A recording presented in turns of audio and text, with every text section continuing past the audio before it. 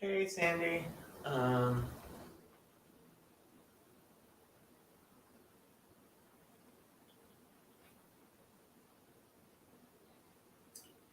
I am going to a 4th of July thing in a few hours. Um, have fun with your writing Zoom. Don't feel like you need to. Nothing. Just read the sections on. Me too. Um, exactly. Yes. Well, two things came to me. I should probably read the whole comment.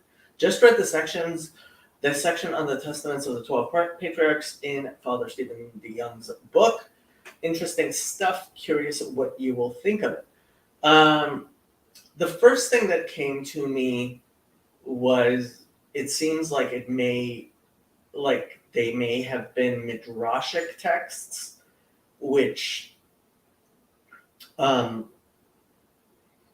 we take very differently from anything we would call scripture. And I'm guessing that the difference between a midrashic text and like a midrash and a scripture. I mean, I know it gets lost on Christians all the time. Like they're not used to that type of differentiation. Um, the other thing was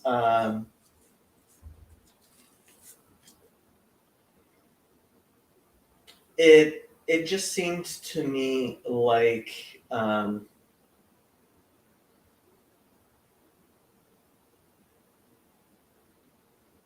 there's a qualitative difference between what I would refer to as scripture and what these books are. That's just kind of the same as what I said was the first point. But to me, somehow these are two different points. Andrew, How's it going, Jacob? first of all, I can't hear you. Oh shit. Maybe it's my fault. I'm not sure. How's it going, Can Jacob? I can kind of hear you. It might be on my side. It might be on your side. Not sure. Why are you It's always fine. on my channel? Who lets you on my channel so much, Andrew? I don't know, man. It's crazy. It is crazy. Mhm. And you're at the very capital of all 4th of July fireworks. Um, why aren't you going there? Yeah, Andrew, you sound quiet to everyone. Ah, shit. Bro, we'll try the headphones again. Three, two, one. Much better. Wonderful. Wunderbar. Uh-huh. Why am I not seeing fireworks? Because I have a midterm tomorrow. You have a midterm tomorrow and you waited until 4th of July. I actually spent most of the day trying to get ahead of my training for Trevor, the crisis hotline that I'm doing. Um,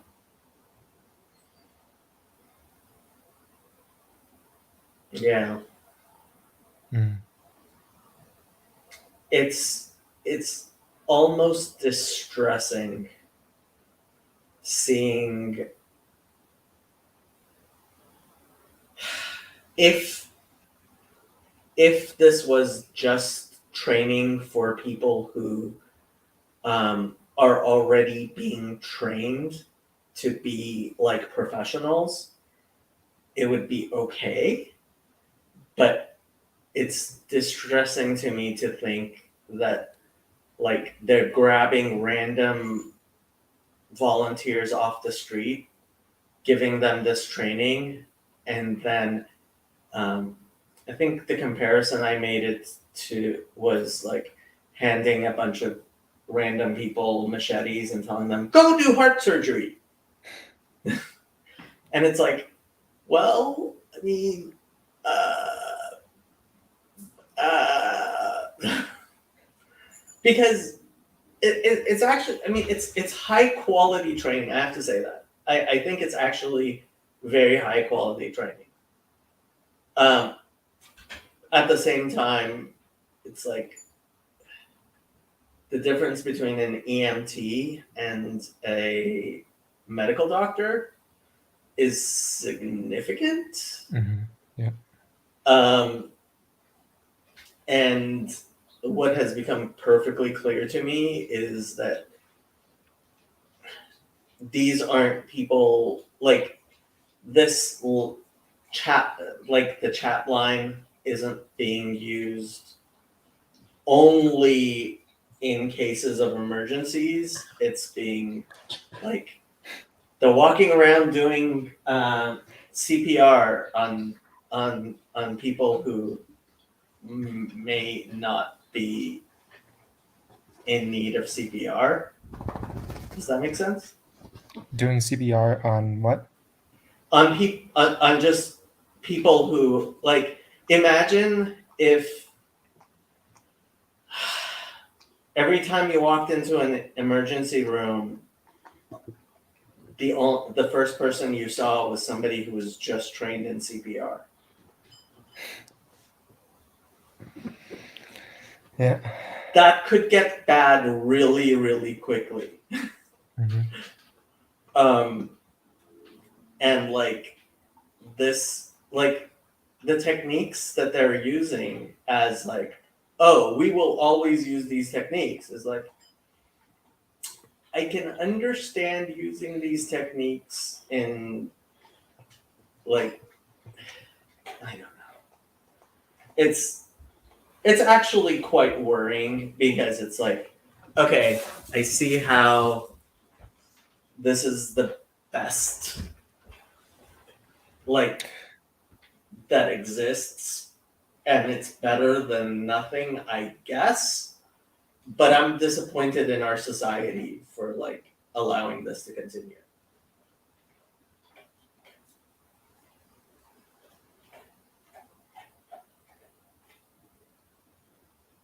So what do you want to talk about? I'm cutting out like heck, aren't I? It's 4th of July. Everybody's on their internet. Mm-hmm. Sandy, you had a Zoom stream to be on. No, I was listening to. Well, I was listening to. Uh-oh. I lost the image. Oh, hang on. I'm going out back in.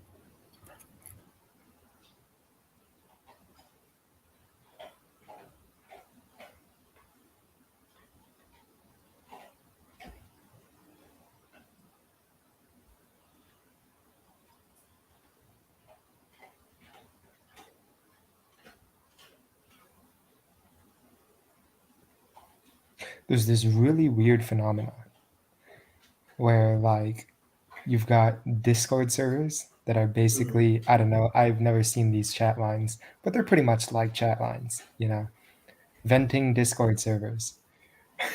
Oh, yeah. Trust me, it wasn't lost on me. Like that's why I sent the screenshot. It's like this morning I was thinking, okay, if we actually had a functional society, what would we have? And the fact is, what we would have is like these counselor lines staffed by actual pastors. And we Good have luck with- nothing like that. Good luck with that in America, man. Yeah. Why are you gonna staff them with pastors? Okay. Either the sound is a problem with my sound or both of you are very low. Oh, I had my sound down for a bit. Andrew, do you hear Sandy just fine? Kind of quiet, but you know. Oh, I don't know. Let's test. Mark says they are both low. And Mark is always right about everything. Dun dun dun. Well, really weird phenomena, but like these venting Discord channels used to be like full of. Well, a lot of them were fucking depressed as shit. um, and nowadays they've all got glitter and are full of trans people. So I don't know what's going on there, but hey. Um, Can you hear me? Yep. Yes. Okay. I told it to stop helping me. Mark says, however, if we had a healthy society, we wouldn't need lines for people to call. I'm not sure about that. I mean, you can have more and less healthy societies, and people will have problems. But like, yes, the fact we have lost all pastoral counseling is a huge problem. Can you explain? I'm really sorry, but as a longtime Christian church attender who's had very much questions for pastors, can you explain that to me? What do you mean? Like, oh, I mean, okay, so like pastors are necessary, but I don't know if Protestant pastors count as pastors. Okay, I feel better. I hate to say Back on that, hold. but like at the same time, you know, this goes back to what Eamon Wilson. If you haven't watched my discussion with Eamon and Catherine Wilson, my conversation with them, I think it's one of the best on conversations I've had on my channel. And I listened to Paul talk to them, but I don't remember if I've seen the one that you talked to them. so Eamon is a psychologist. Yep. And he what he talks about is how the Catholic Church hired him to do psychological evaluations before they would ordain deacons. And all he could think to himself is, if this is the type of rigor that it takes to become a deacon in the Catholic Church, like the Protestant world is completely deficient in its formation of pastors. And I think honestly, like that almost goes for psychologists, because one thing that I talked to with Catherine privately about was, okay, let's say we wanted to like redo the way, like have sensible mental health care in this world. Like one of the first things you would do is psychological, like there's no psychological evaluation of mental health professionals. Like there's nothing that prevents somebody with a narcissistic personality disorder, or like someone who themselves is delusional, or from becoming a therapist. Like there's no testing for that.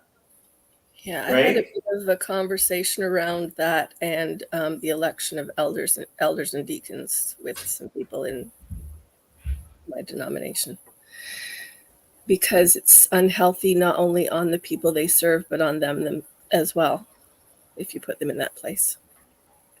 Well, hopefully, I mean, you're not choosing deacons who are completely mentally incompetent, but that at least has some sort of process, but like of selection and people putting other, like you don't just self-appoint yourself a deacon. You can pretty much decide, I want to be a psychotherapist, and if you bother with one of the actual professions as opposed to going around calling yourself a life coach or a pastor or any of the other things that doesn't require any sort of certification whatsoever, like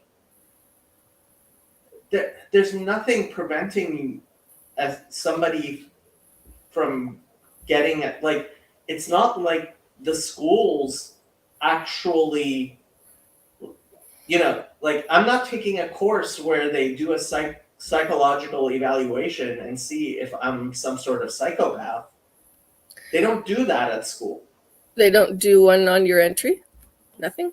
No. Wow. Like, which school would do that? Like, how does a school do that? I would hope they would. Entry essays. Yeah, like if you're signing on to a course where you are going to be working with people's mental health, they can even put it through as part of this is what we're going to be teaching you to do. Here is an entry in terms of this is how it works. Yeah, but don't even do we that. go to school for instruction. We don't expect schools to turn people down because they are incompetent at what they are supposed to be teaching them. Yeah. Well, that's depressing. Isn't it though? Isn't it? Yeah. I was volunteering in peer support up until, let's see, was it? No, it wasn't directly in 2020 when the COVID stuff first hit, because I didn't realize they'd transitioned to Zoom as quickly as they did.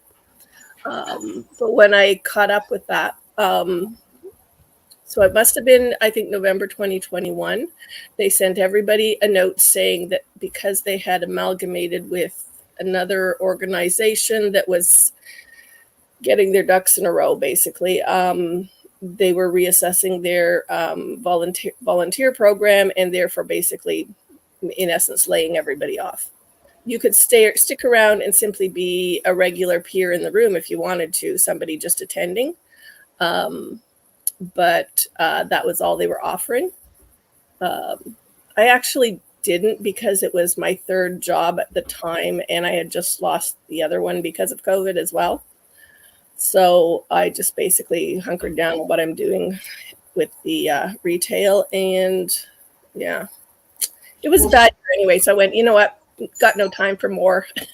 That's part of the thing with this line. I mean, like, you have volunteers manning these lines. Like, they're volunteers.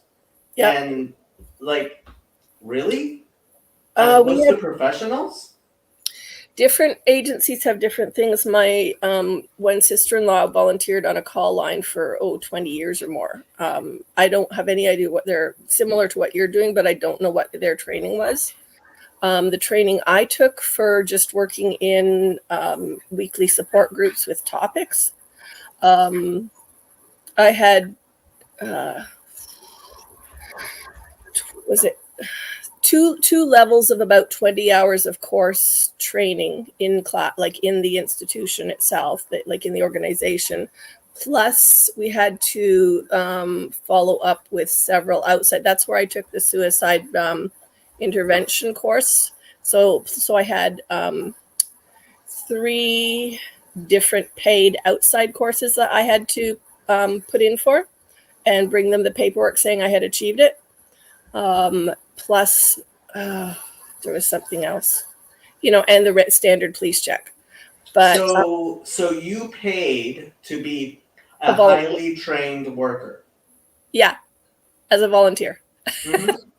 Yep. Like, and why do people not understand that in a materialist society, this is not a functional model where, like, it has to be. It should be.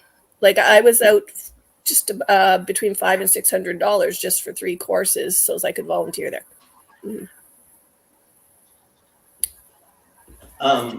People will pay Yeah. that to do a painting course on a weekend. Like, seriously, people. No. It's not strange to me that people pay to do this. But guess what? When you start having our societies be the way they are, where people don't feel any obligation to volunteer, right? Oh, Then yep. then people are going to stop volunteering. Like, So how is this not obvious? my sense of why did I choose to do that is because, let's see, I think I started that 2017, which was the third year after I started going to open groups at a women's shelter, and the about a year and a half after I started going to some of the individual training, counseling, and working through process of separation and not insane divorce, how to successfully, deconstruct a family that was already breaking apart without doing more damage. I had a lot of support from people through those 3 years. So therefore I got out of them and looked around and thought, these guys are telling me I could do this as a support, because not only do you want to have professionals in those rooms, but they also appreciate the trained volunteers, because people will at times more readily speak to somebody on their level where they're not going, yeah, but you get paid to be here. So Yeah, like a okay, combination of the two. this So is- that's why I chose to pay for it and do that. I understand, but this is all sorts of dysfunctional. It's every sort of dysfunctional. You don't Like, think they should have had their volunteers go through a process, or you don't think they should have had volunteers?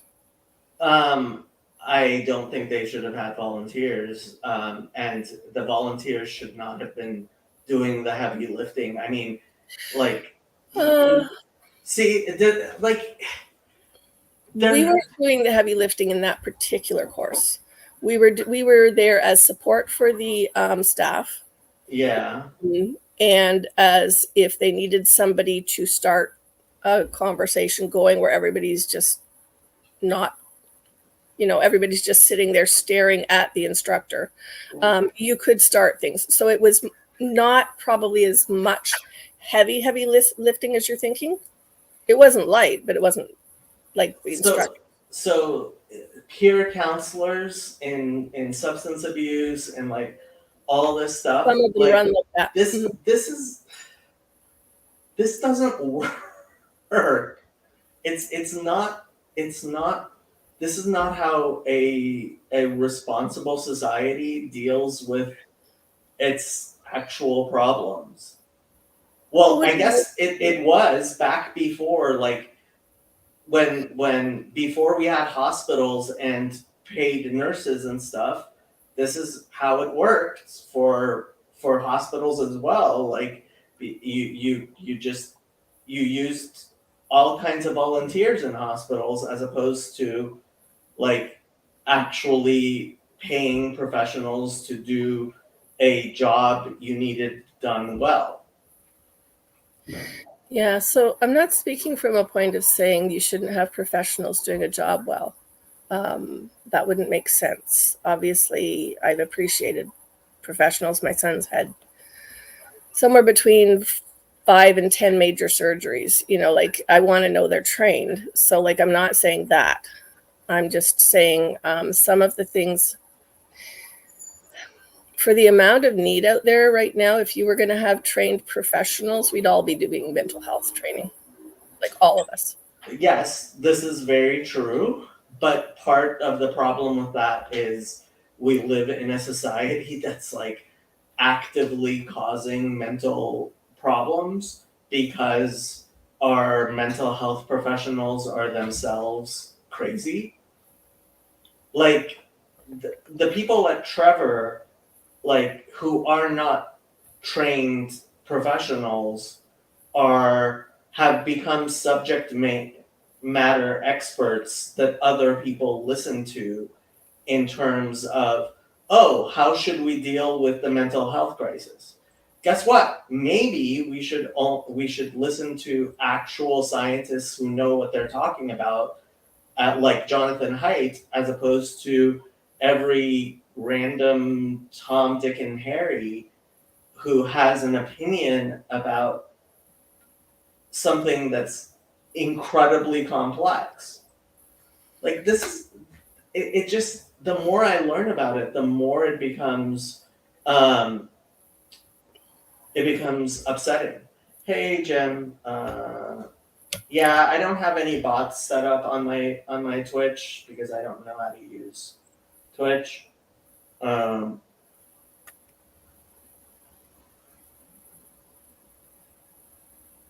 So I what? You had all sorts of peer counselors in those whatever half depressed chat, half vending Discord channels, and shit was wild, man. Like absolutely wild.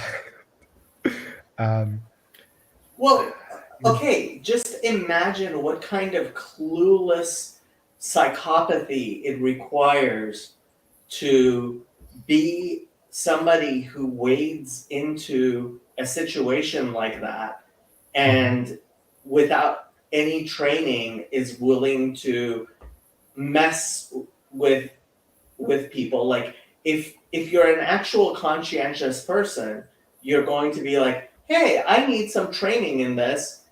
But if you've heard, fools rush in where angels fear to tread. Yeah. Like that's what you're getting. A bunch of fools who are like, oh, I can do surgery. Like imagine if you allowed everybody who thought they are capable of doing heart surgery to do heart surgery. You would get some people who are genuinely capable who would be self-certifying, and then you would have a bunch of people with severe Dunning-Kruger who would be like, yeah, I can do surgery. Like, really? Hey Kirk, how you doing? Hey, how's it going? So what you're talking about? We're talking about how things are crazy. Lots of things are crazy. Are we gonna get into Hebrew biblical topics or anything? Or Well, this is just chatting. I mean, so the Hebrew Bible stuff is usually, well, tomorrow night we're gonna have Hebrew Bible. It's Hebrew usually 6 Bible p.m. or Talmud or what specifically? Well, the Bible study ends up being whatever anybody wants to talk about. Okay, but it could include Talmud or Zohar. Sure. Or anything. Yeah, well, not Zohar. I'm not competent to teach Zohar. But, I see. So, I mean, if there's a bit of the Zohar you want to take a look at, we can take a look at it. But yeah, you're not an expert on Kabbalah or Hasidut. I am not an expert on anything. I have some knowledge of Hasidut. Have you watched the Thursday discussions I have with Ben? No, sorry.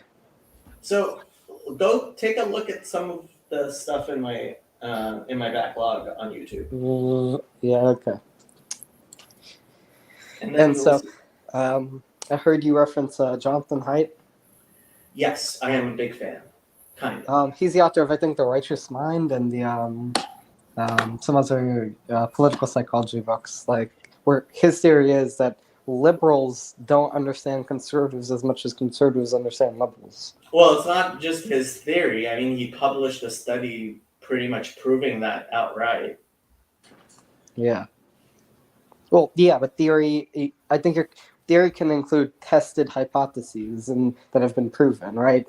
Yeah, but that's not what most people mean when they say his theory is. They mean he's like an idiot and yeah. he thinks this, which is obviously wrong. That's what most people mean when they say his theory is. Well, when you say Darwin's theory, sure, it's a theory, but it's a theory that's much more proven than even gravity.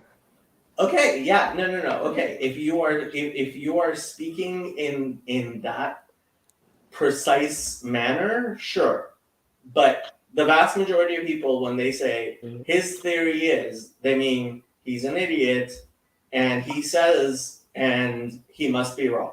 That's what most Well, people that's like mean when when they the say his theory is. that's like when the young Earth types say that the theory of evolution to discredit it, as if Yeah, the fact that it's, the it's theory just a theory, yes. And yeah, I mean, I also dislike that.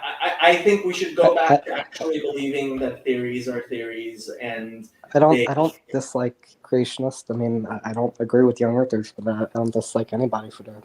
I don't agree with young Earthers either. I think the world is 5,783 years old. Or Yeah. yesterday. Yes. rather.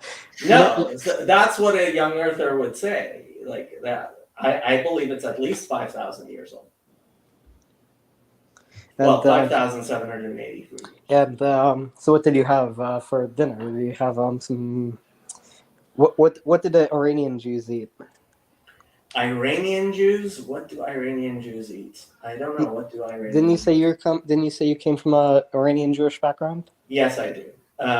My hottest food take is that Fezenjan should be served on sabzi polo, and I am What the hell are those?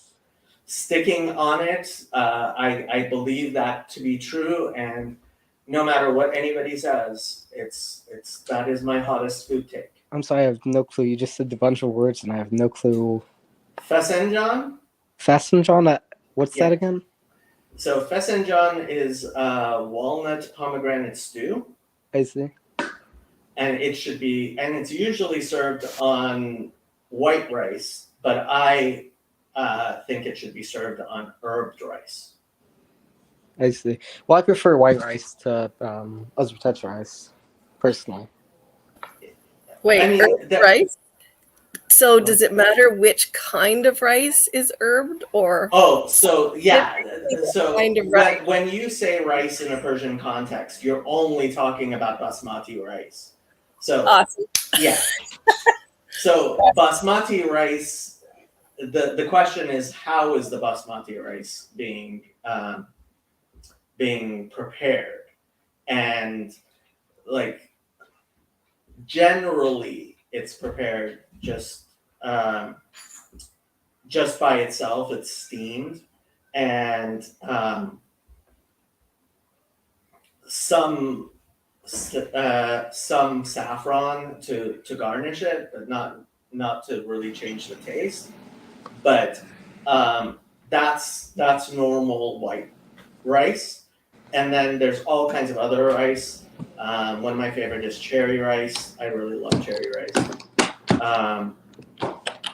I've become a fan of Barbary rice. I didn't like it when I was a kid, but now I do. And just a quick question: Yes. is Sandy just somebody that just came from Twitch, or is she some you know? Sandy is somebody from YouTube who YouTube. I have actually met in real life. Who is looking up cherry rice recipes as we listen? And Andrew, similarly, is somebody from YouTube who I have met in real life.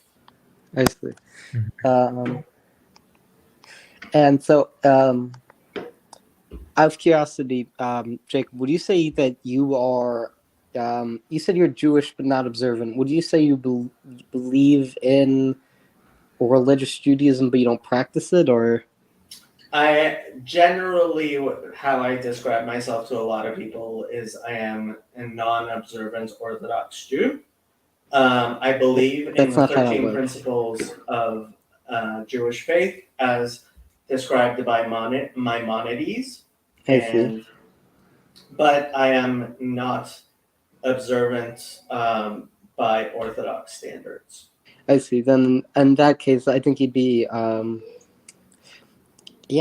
don't meet too many of those types. Well, you can definitely believe in the religion of Judaism, but not necessarily practice it the same way you can be a Christian, but not necessarily practice it. It's just usually there's more of a correlation, I thought, with belief and action in Judaism, especially compared to Christianity. Because in Christianity, there is the idea that you can get saved if you just believe in Jesus and you don't have to actually follow it. Whereas in Judaism, it's more like if you want to go to heaven, you have to observe all the laws and stuff. No.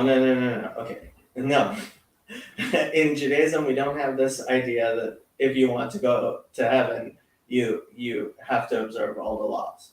We have this idea that everyone should uh, observe what God wants from them, and that God will judge them according to their capacity to do what God asks of them and their willingness to do that which God asks of them. And each person will be judged not like in a binary, Yeah, you not in a go to binary. heaven or you go to hell, Yeah, but each 'cause person hell gets is temporary. according to their how much of a good person they are, they will be rewarded, and how much of a bad person they are, they will be punished. But And this I would try also not to mean, be a horrible person as best I can. yeah, well, this would generally mean that if you're Jewish, generally there's a lot more rules than if you're not Jewish. If you're not Jewish, you just have to follow the 7 Noahide laws. Noahide laws, yes, But if you're but Jewish, I you mean, should observe the 613, or at least whatever is relevant outside of temple period. well, whatever is relevant to you outside the temple period. Ultimately, I think it's a misunderstanding to say 7 versus 613. Both um, both the covenant of Noah and the covenant of Sinai make a lot of demands on you, more demands than I think the vast majority of people, at least today, are at all willing to even try to meet. You don't have to be And perfect, obviously. what? Well, No, no, you don't have to be perfect. You just nobody have has to to be be a little bit better than you were before. Yeah. Well, it's like what is it? Every year on Yom Kippur, you're supposed to atone for your sins and try to be better next year. Every day you're supposed to try to be better than you were yesterday. Yeah, but I thought that was the Yom Kippur was like the big day of atonement. So we have a liturgical calendar that's supposed to help you advance in that way through various times of various emphasis on various things. Yes, but yeah, I think I'm putting a lot of people to sleep. Am I putting a lot of people to sleep? It's okay, man. This is a lot better than just whatever nonsense you're gonna find on a lot of other parts of Twitch. This is true. Although Um, most of the people watching, there's only one person watching on Twitch and 8 people watching on YouTube. Well, that still means there's 14 people here, right? Us and then the 9 people. Online?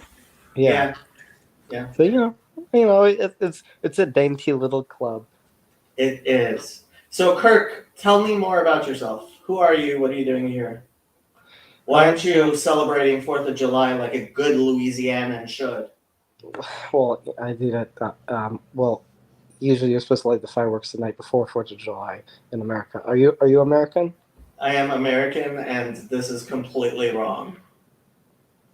No, usually, at least my family's custom was to light the fireworks on the evening of July 3rd for when 4th of July begins. But I'm just relaxing. I have never heard of anyone doing anything like that. I am now doubting whether you live in the United States. Okay, well, I did.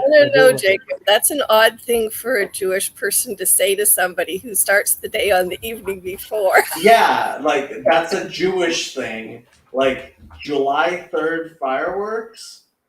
Like Yeah, but you start, and then at midnight you light the fireworks, and it's okay, there are some people who do it at midnight, but the vast majority of people are asleep at midnight. Nobody stays up until midnight. It just depends for on 4th of July. Why, out of curiosity, why are you nitpicking what I do?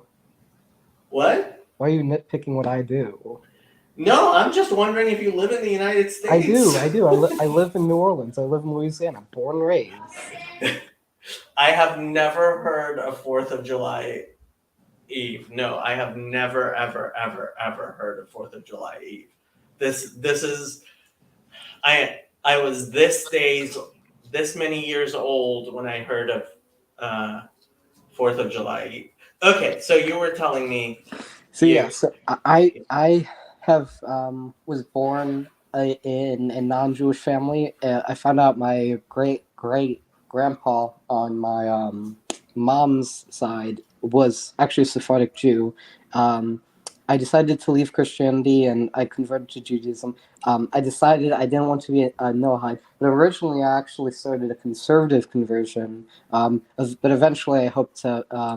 But I don't consider conservative Judaism to be legitimate. So after I'm done with my conservative conversion, I plan to just do another year of study and get finalized under an Orthodox conversion. It's just too hard if I go. do you live anywhere near a Jewish neighborhood? So I live on the West Bank in New Orleans, but there's like several synagogues in Metairie, New Orleans. Okay, So, I yeah. mean there are some Orthodox Jews in New Orleans. I don't know if there's an Eruv in New Orleans. Is there an Eruv in New Orleans? Do you know?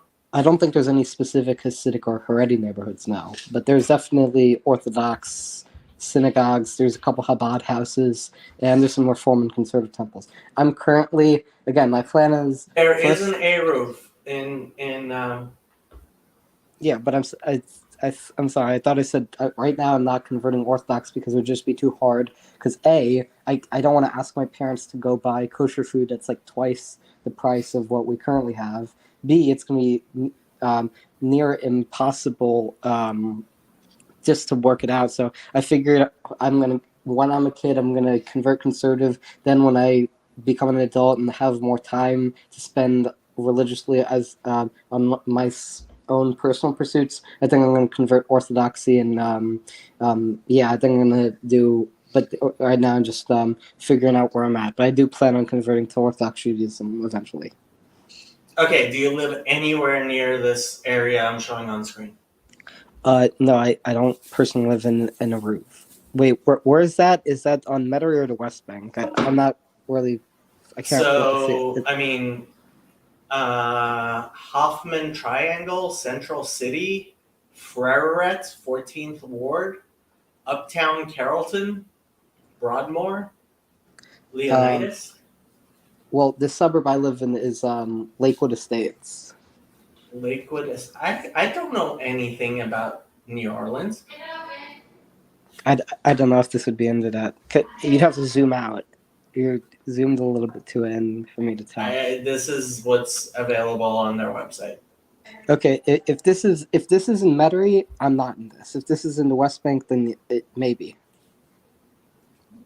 Wouldn't you know better than I do? Like, come on. Well, I'm not familiar with this specific Aruv map because I haven't even heard. Because I converted conservative. I hadn't even heard of an Aruv till recently.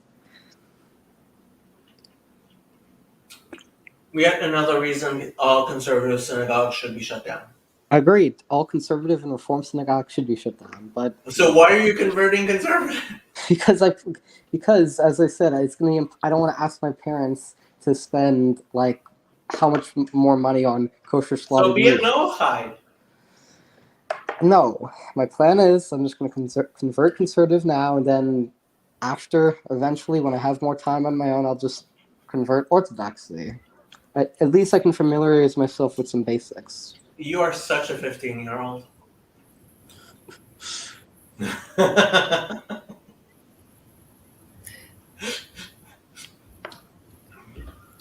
Was that offensive? I'm sorry if I offended you. Demonstrating honor your father and mother. So is that a terrible thing?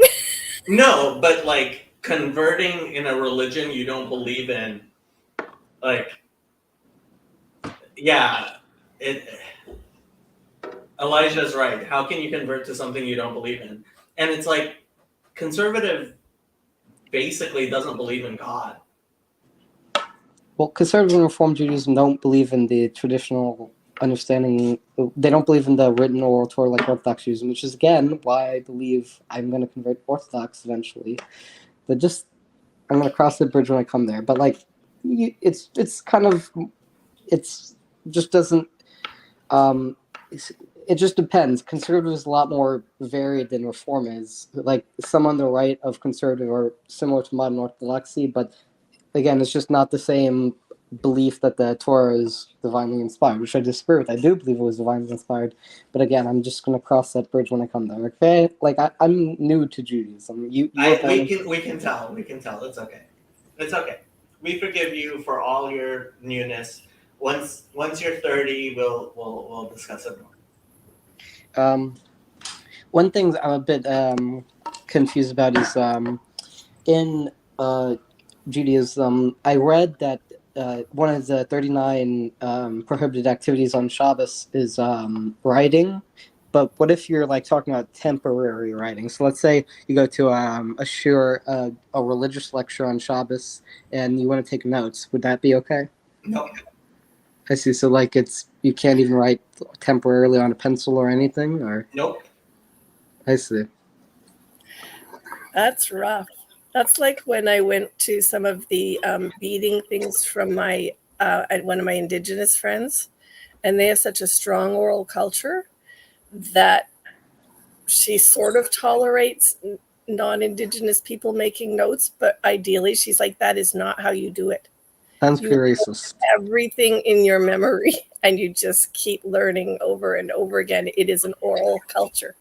So when the Rebbe would speak on Shabbat, there were about 18 people who would try to memorize everything he said. And then after Shabbat, they would each sit down and write what they remembered. And then they would come back together and try to reconstruct what he actually said from their notes.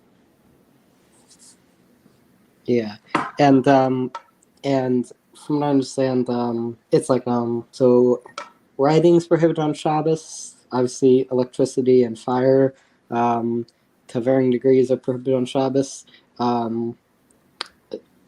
No gardening is allowed on Shabbos. Or No creative work. First of all, no creative work is allowed on Shabbos. But also, there's this idea of Uvdin Nachol. So even things which are allowed on Shabbat through the various laws, if they are things that are not Shabbat-like, there's a prohibition. Like this is way too like. There's a reason why an Orthodox rabbinic court requires you to move into a Jewish neighborhood and actually visit people to see what it's like, because like trying to do it this way, like trying to figure out how to keep Shabbos like by reading about it, you're just torturing yourself, and you're not. This is not the way to go about this. It's not good for you, and it's not a good idea at all. Like it's not about like a bunch of rules. It's about community and living in a community with other people who understand what it's like. And now we have Trey joining us from France. Hello. Who's Trey? Trey, who are you? 23-year-old male. Why are you joining us from France? I don't know. I couldn't sleep.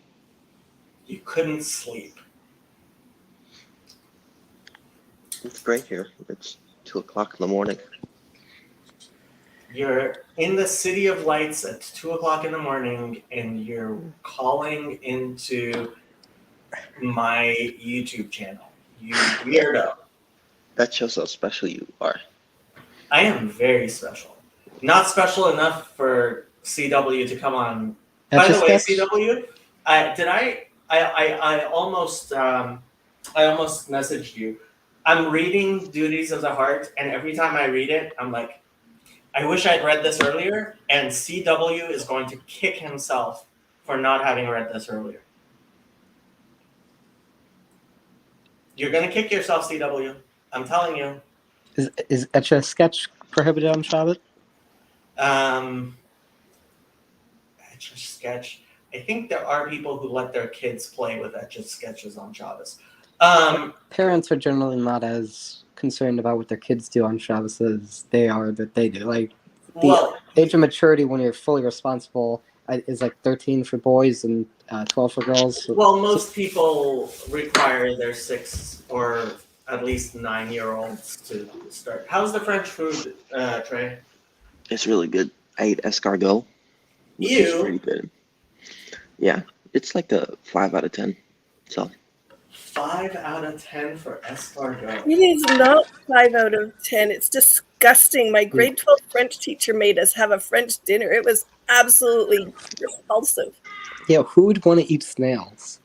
Yeah, Trey, how dare you? okay, relax.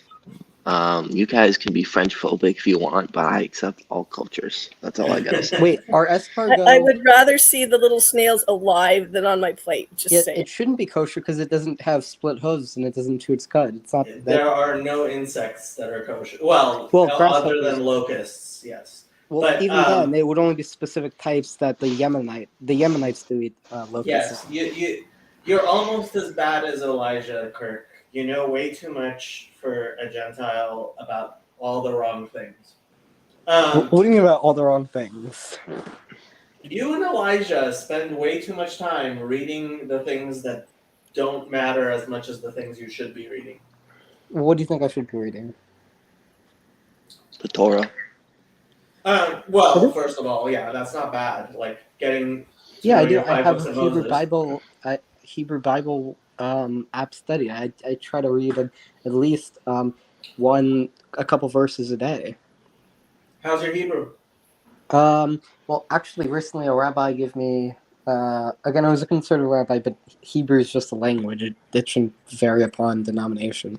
A Hebrew Bible, not Hebrew Bible, a Hebrew language study. It's called the Hebrew Primer. It's a kid's book, but it's an introduction to Hebrew language. So I'm going to be practicing over the next couple months. Okay, that's nice. I know a little bit about how to learn the read because. prayers. Well, I know a little bit of how to read it because I took an app before I did it, but I can read very, very vaguely, but only if I can kind of understand what everyone else says. So I'm gonna be practicing. I can read a little bit, but I definitely can't speak it. So I'm just gonna be practicing a little bit about the alphabet and how to speak it, but it's gonna be for liturgical purposes. I mean, I think you would do much better to spend your time learning Hebrew, learning the prayers, learning just straight Torah, than trying to learn the details of how to keep Shabbat. Yeah, I know. I'm just curious. I'm not trying to like master anything. I'm just trying to understand kind of what it's like because I just want to learn. And I'm not. This isn't personally relevant now, at least before I undergo an Orthodox conversion. But it's good to know some basics, not necessarily of just what the information is, but how we like derive Jewish law, right? Because like the idea of Talmudic hermeneutics and how Judaism develops laws and customs is important generally, even if it's not in a specific case. It is. You're right. So the reason I do is just you might enjoy the Halachic Man book club. You might enjoy the book club we have just in general. I think the book club. It's just I like to. I don't just like to learn the details of a specific thing. I like to learn critical thinking and how because I want to be a lawyer when I grow up. So I like to learn Poor thing. What? You poor thing. No. Being a lawyer is a bad idea. Why would you want to be a lawyer? I don't know. Seems like a good, safer option. But yeah, I like to learn critical thinking. I've always been more of an English and liberal arts guy, or creative writing. I like. I think I have a pretty creative mind. At least I would say so. Do you have a girlfriend? No. You should get a girlfriend. Why did you ask that question, Jacob? I'm like, it's going to come around to the standard question eventually. You already know the answer to that question. Because ultimately, like, it becomes like, okay, like, are you really spending all this time learning about Judaism because this is really important in your life, or are you just kind of scared of girls and want to find something else to do other than No, dude, just worry about? don't bring it there.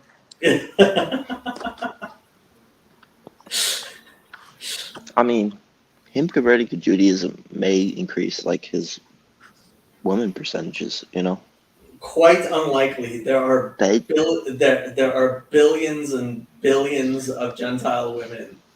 There are not billions and billions of Jewish women. Well, how Well, many women did Andrew Tate get after he converted to Muslim or whatever? Islam, yeah, but there are billions. Well, no, there are hundreds of millions Well, of he's a Muslim grifter. women. What? He's You a were big grifter. advising all the young Jewish men to get married and have children, which would actually increase the potential for having more Jewish women for their sons. Hey, I encourage everybody to get married and have Yeah, children. that's like the Jewish or not Jewish. mitzvah of Peru or Puravu. whatever. Is Yeah. that how I'm pronouncing it? Pru Uravu. Yeah, is that how it's pronounced?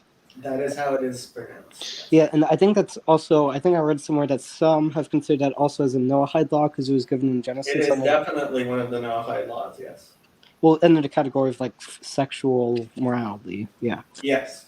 Yeah. um, When you actually take a look, even though we say it's the 7 Noahide Yeah, laws, it's 7 categories of laws. yeah, right.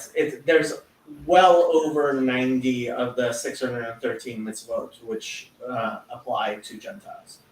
Yeah, it's just we call it 7 because that's the technical categories, but really, like for instance, I read some Orthodox rabbinic authorities include or abortion, suicide, and euthanasia under the category of thou shalt not murder. Some obviously, when it comes to thou shalt not steal, also civilly wronging people, withholding wages, etc. Thou shalt not do idolatry. I don't even think that's some people. I think that's pretty much all people. Well, yeah. Thou shalt not blaspheme God. Well, I don't think they're moving, but thou shalt not commit idolatry. There's many different. Even some I would imagine have included tattoos because one of the reasons why tattoos are prohibited in the Torah was because Depends why you get the tattoo. Yes, Yeah, it would getting depend a why- tattoo for idolatrous purposes is prohibited also to Gentiles. Yes. yeah. Well, tattoos generally are not prohibited for Gentiles, but I read that there are some poskim who do believe that, but it generally the view is it's It's a not. question of why you get the tattoo. Yes. But yeah, so 7. I think another thing is the Noahide movement. And another issue is because Noahidism is more based around what you should not do rather than what you should do. It's a lot less fulfilling. So many Noahides would prefer converting to Judaism, but many don't want to. So it's why there's very few Noahides. I think Noahide movement would do a lot better if they would focus more not just on spreading the laws, but also spreading like what prayer books and sidduris for Noahides to read, like what You're activities preaching are. to the choir, Kirk. You're preaching to the choir. Okay. Yeah. Um, The Noahide movement has not received as much support from the Jewish community as it should, and that's one of the things that this channel has kind of sort of been trying to help remedy. Yeah. mhm. Yeah, I think that in general, there are actually a lot more people in the Noahide community who than how do you say it? There are a lot more of them that would prefer to convert to Judaism, but feel sort of like they're in a limbo state. But I don't think. But I think if the Noahide movement was a lot bigger, there would be a lot fewer who even thought about converting to Judaism. Because if there was, like, say, there was as many Noahide community centers as there were synagogues, and instead of holding Shabbat services, they held different meetings where they did prayer and study that weren't, formal religious services, but were community gatherings. I think if it was a lot more institutionalized and communal and less personal and online as it is, it would get a lot more traction. You're preaching to the choir. Yeah, Mhm. definitely. But okay. And out of curiosity, what do you think about the recent? Is it true that there have been issues with Israel's new government and being close to Oh Russia? no. Like, what was that? And being what? Close to Keep Russia? going. Yeah, like, have there been any issue? Like, I've heard some say that Putin is close to Chabadniks, but I don't think that's true. Yes, the rabbi, now I'm forgetting his name, gets tarred as a friend of Putin a lot. But and Chabad does as well, which is sometimes kind of funny sometimes. But look, there. I mean, this is getting into complicated political stuff that I'm not.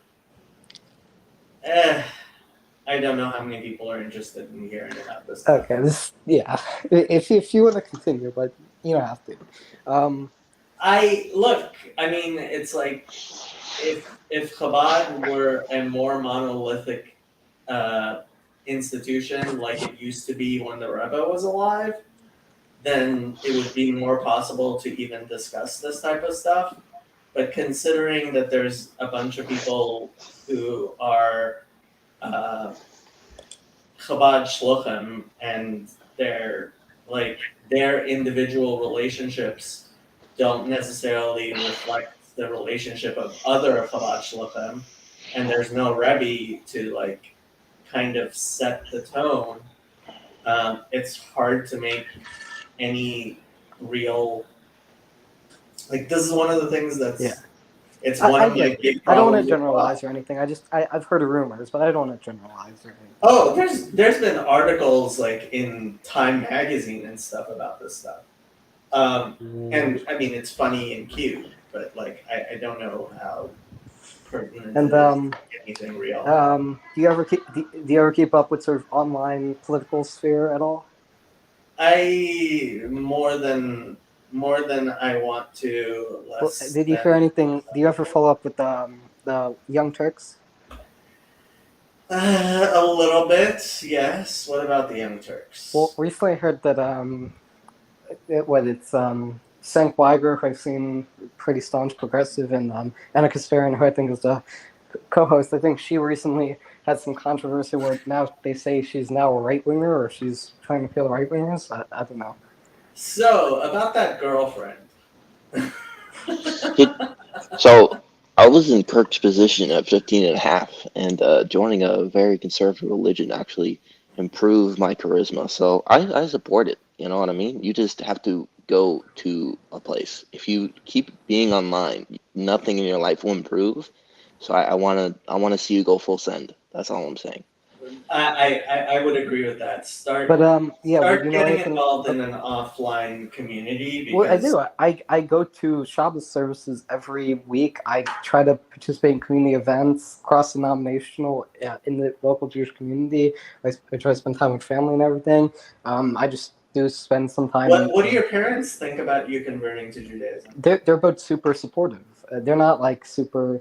They're not super conservative Christians. I mean, my dad is like an agnostic Buddhist, quasi-Buddhist, liberal, spiritual, semi-Catholic. I don't even know where he's at. My mom is a Christian, but not really super religious or observant. So no, they're both super supportive and think that me embracing another tradition is totally cool. Okay. Interesting. And But I was mean, just asking what you've been going to this. Well, the thing with the conservative synagogue is yeah, it's not great. most people go to a conservative synagogue because they're not that interested in Judaism. Because you're not I mean, that, I hate to like that's 'cause you're not really that- true. Most of you're them not don't. that interested in what?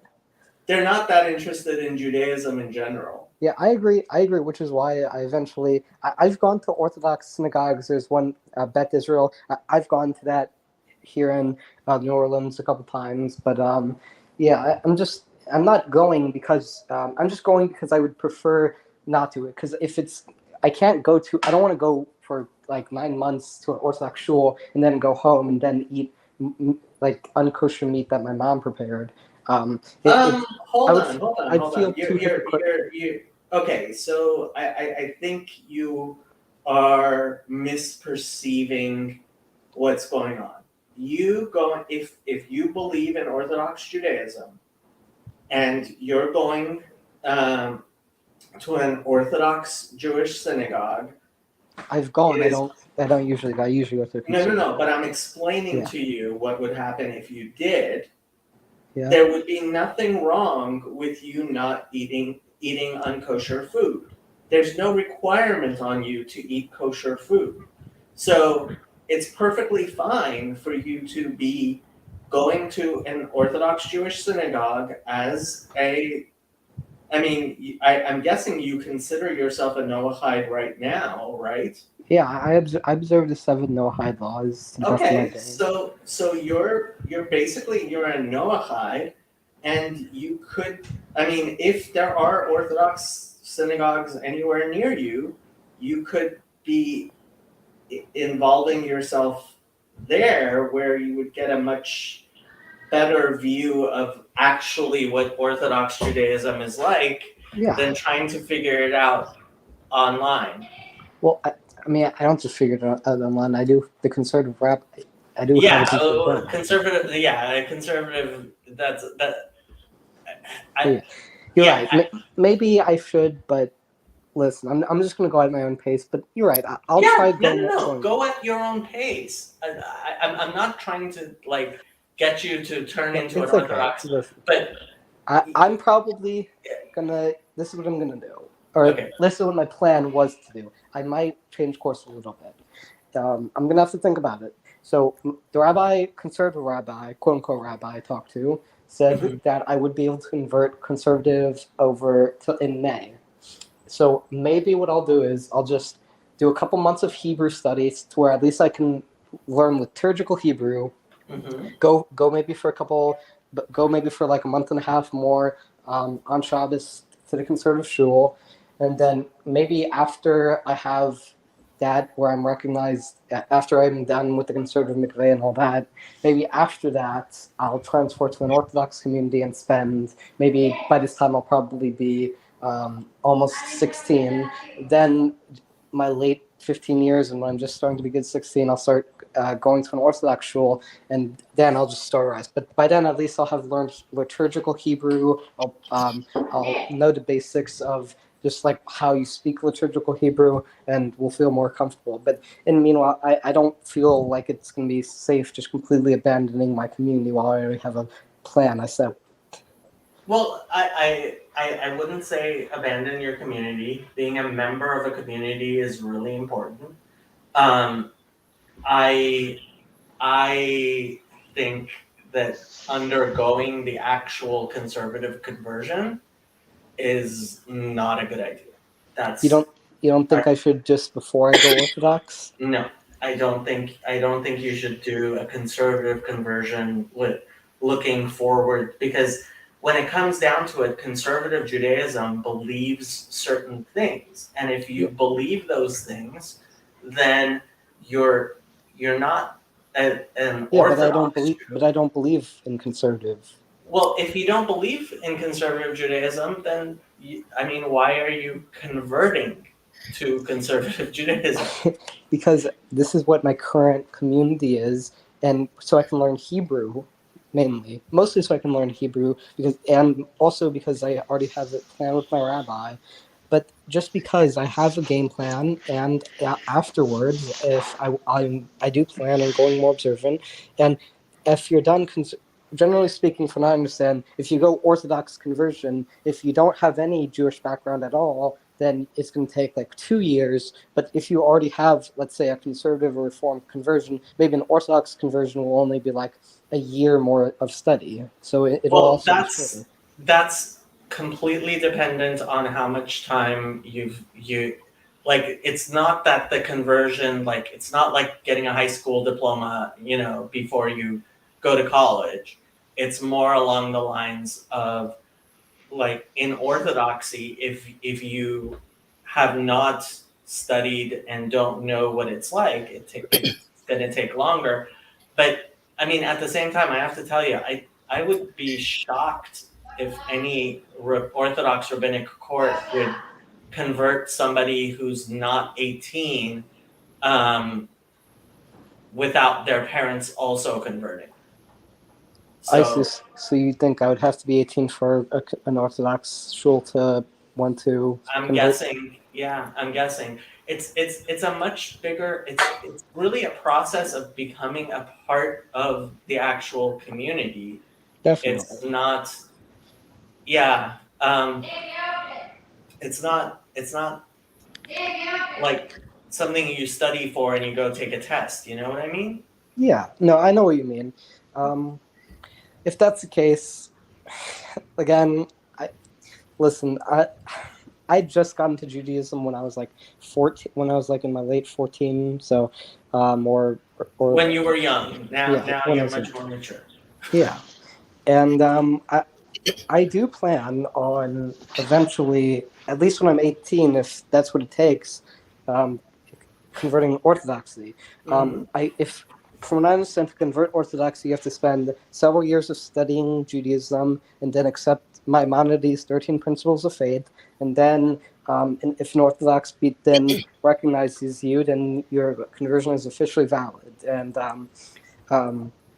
so what I was hoping for, and I'm sort of hoping for now, is maybe for another couple months, because I've already gone to a conservative shul for like a year and a half. So maybe if I spend a couple more months, and if by that time I'll have learned Hebrew, that I could transfer to an Orthodox shul and maybe spend. I was hoping like a year or so, since I've already studied for that maybe a year, which would be less than like the usual Orthodox conversions, and then be officially converted in an Orthodox community. But if what you're saying is true and they don't want to convert you till you're 18, then I would have to, then it wouldn't really matter, because by that time I would only be 17. So I guess it would just Can I ask depend on a question or two into your plan, Kirk? what. Can I ask a couple of questions in your plan? Sure. Just out of curiosity, I'm not Jewish. I don't even. Anyway, Jacob was asking about the map and where you are in relation to the different synagogues or shuls. Are you?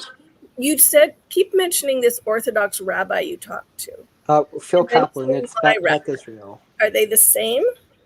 No, it's a different rabbi. So I go to a congregation called Shir Hadash, which is a conservative congregation in New Orleans. But there's a Orthodox one, modern Orthodox, Beth Israel. I talked to Rabbi Phil Kaplan, and that's the one I went to a couple times. But usually, most of the time, I'm going to be going to the conservative one, which would be a different rabbi. Are they both as easy for you to get to? Yeah, obviously. I mean, they're very open. They're not. Neither of them are Haredim. So, as Can easy. you? I've already met. Yeah. I've already gone to. I've already met Rabbi Hoffman, who's the current rabbi of the conservative one. Formerly, I've only met the a couple times on Shabbos. Talked to the Rabbi Phil Kaplan, but I have never had a one-on-one meeting that wasn't formally just part of a religious service. That was just sort of casually, we talk about where I'm at and what our plan is. So I would probably should schedule a meeting with an Orthodox rabbi to sort of talk about it. Well, I think it might be a good idea just in general, because it's not really derailing your plan in any way to go and talk to them. And I'm curious whether both have course, like, I don't really, there's a community down the road from me where some friends go that are Jewish or are connected to that are Jewish. It's not Orthodox, but I know they will have different things that they have for people, for community groups and or Hebrew study and or study of different topics under Judaism. Do both places offer you what you are hoping for in your studies, or Yeah. So basically, when I first either or? Because if you're leaning towards Orthodox, eventually don't negate getting some of the training there if that's Yeah, part so- of your long-term plan. All right. So what happened originally when I first started converting conservative, there was these Zoom classes that was specifically targeted for converts, and it was actually it was a collaboration between the conservative shul and the Orthodox shul. It was a different rabbi. He left now, but it was actually with a collaboration with the Orthodox shul and the conservative shul. Is a couple Zoom classes about different things. One of them was Jewish holidays. One of them was keeping kosher. Some of them were on Shabbat. Or not on the day of Shabbat, but about the laws of Shabbat. So yeah, I've taken a couple of classes, but those were like collaboration classes, interdenominational. But it was led by an Orthodox rabbi. Well, that's Well, not we actually have an Orthodox rabbi watching in the chat, and Rabbi Mullet. and yeah, Rabbi Mullet's like, I don't know. It's his plan, not mine. I've seen some of Rabbi Mallet's stuff. I love his work. I think he's a smart guy, and yeah. He's very good. He's very Yeah. good. Well, Yeah. the thing is, unlike some what I would say grifters online, he actually cites his work whenever he talks about something. If he's saying something about Judaism, he's going to cite a citation from Mishnah or Gemara or. He actually, he's a real rabbi, unlike the vast majority of people who claim to be rabbis online. I also like Tovia Singer a little bit. Tanakh Talk generally all but one of their rabbis is an Orthodox rabbi. Tovia Singer is a genuine Orthodox rabbi. Yeah, he's good. I've seen some of Yoron Reuven stuff. He seems a bit nutty. I mean, I'm sure. Yes, he's very nutty, and you should not want to watch him. Well, I don't know if his views are per se bad, but his presentation is a bit out there. Yes, his views are bad. Well, what specific views do you think he has that are not?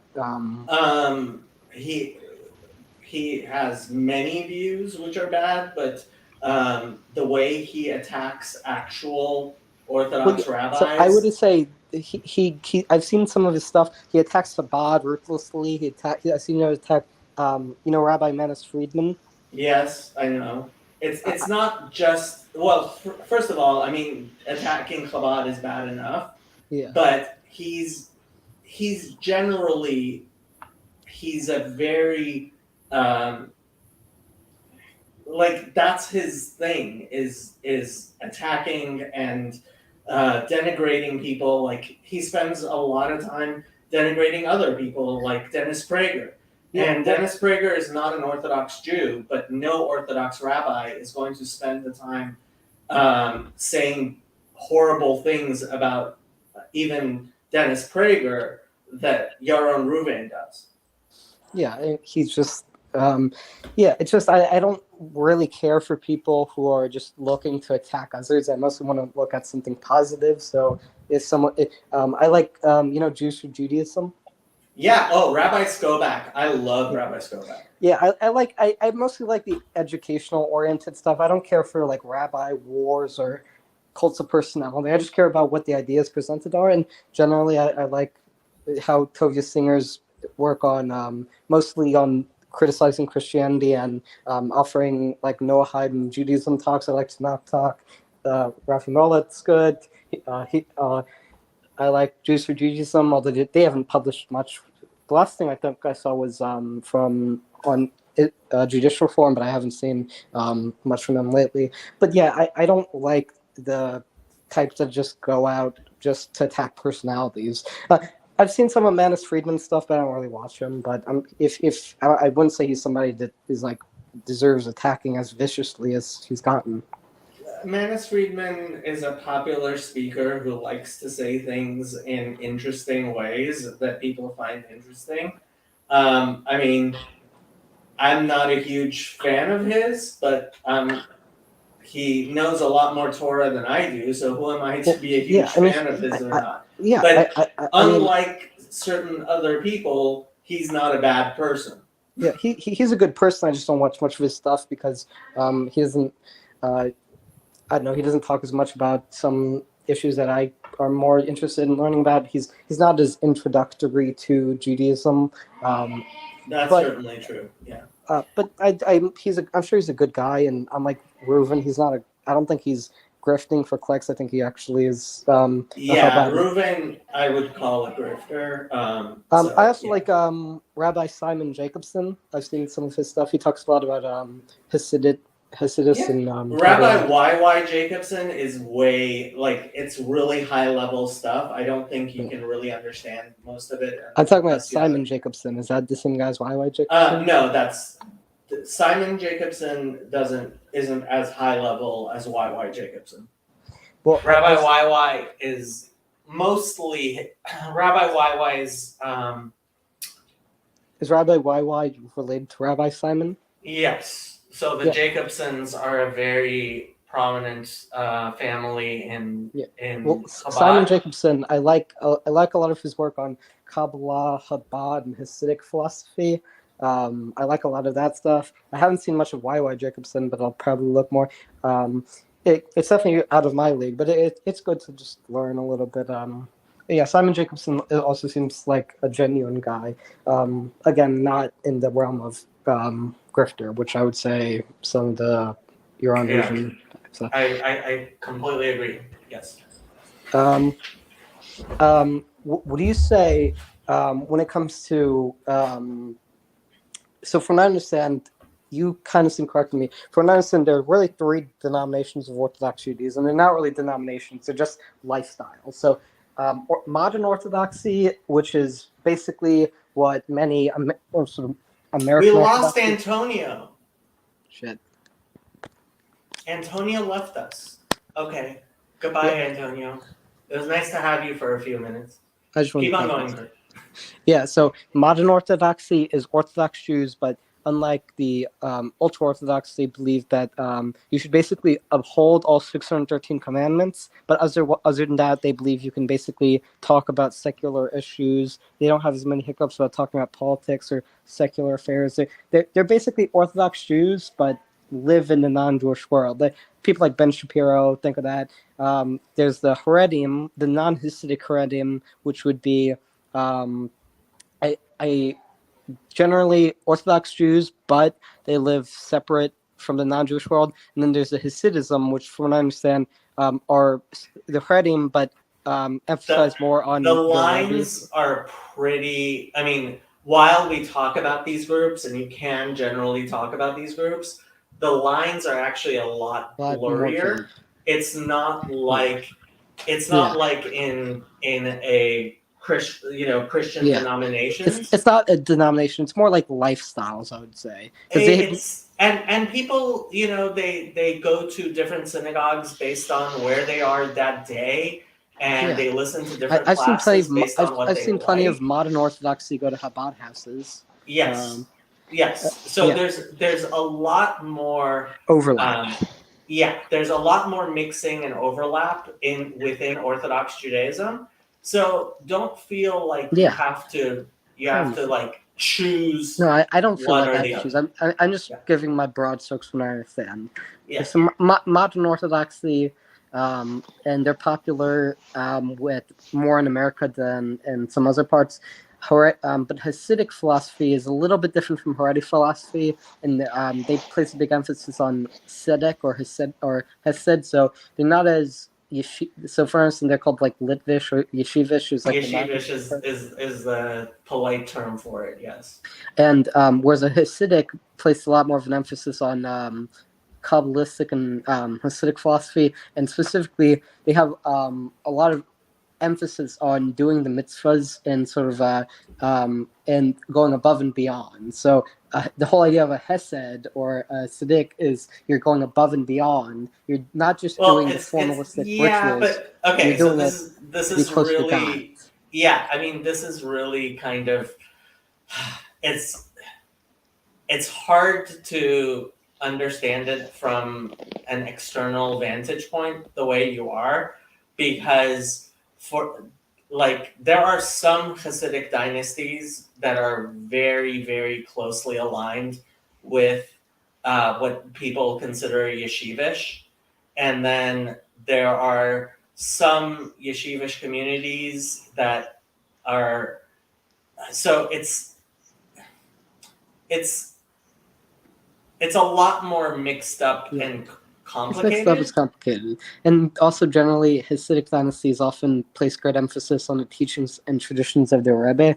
Like Chabad is just an offshoot of Hasidism based off of Shneur Zalman, which went down to Schneerson, who's the last Rebbe, and now it's just a global thing.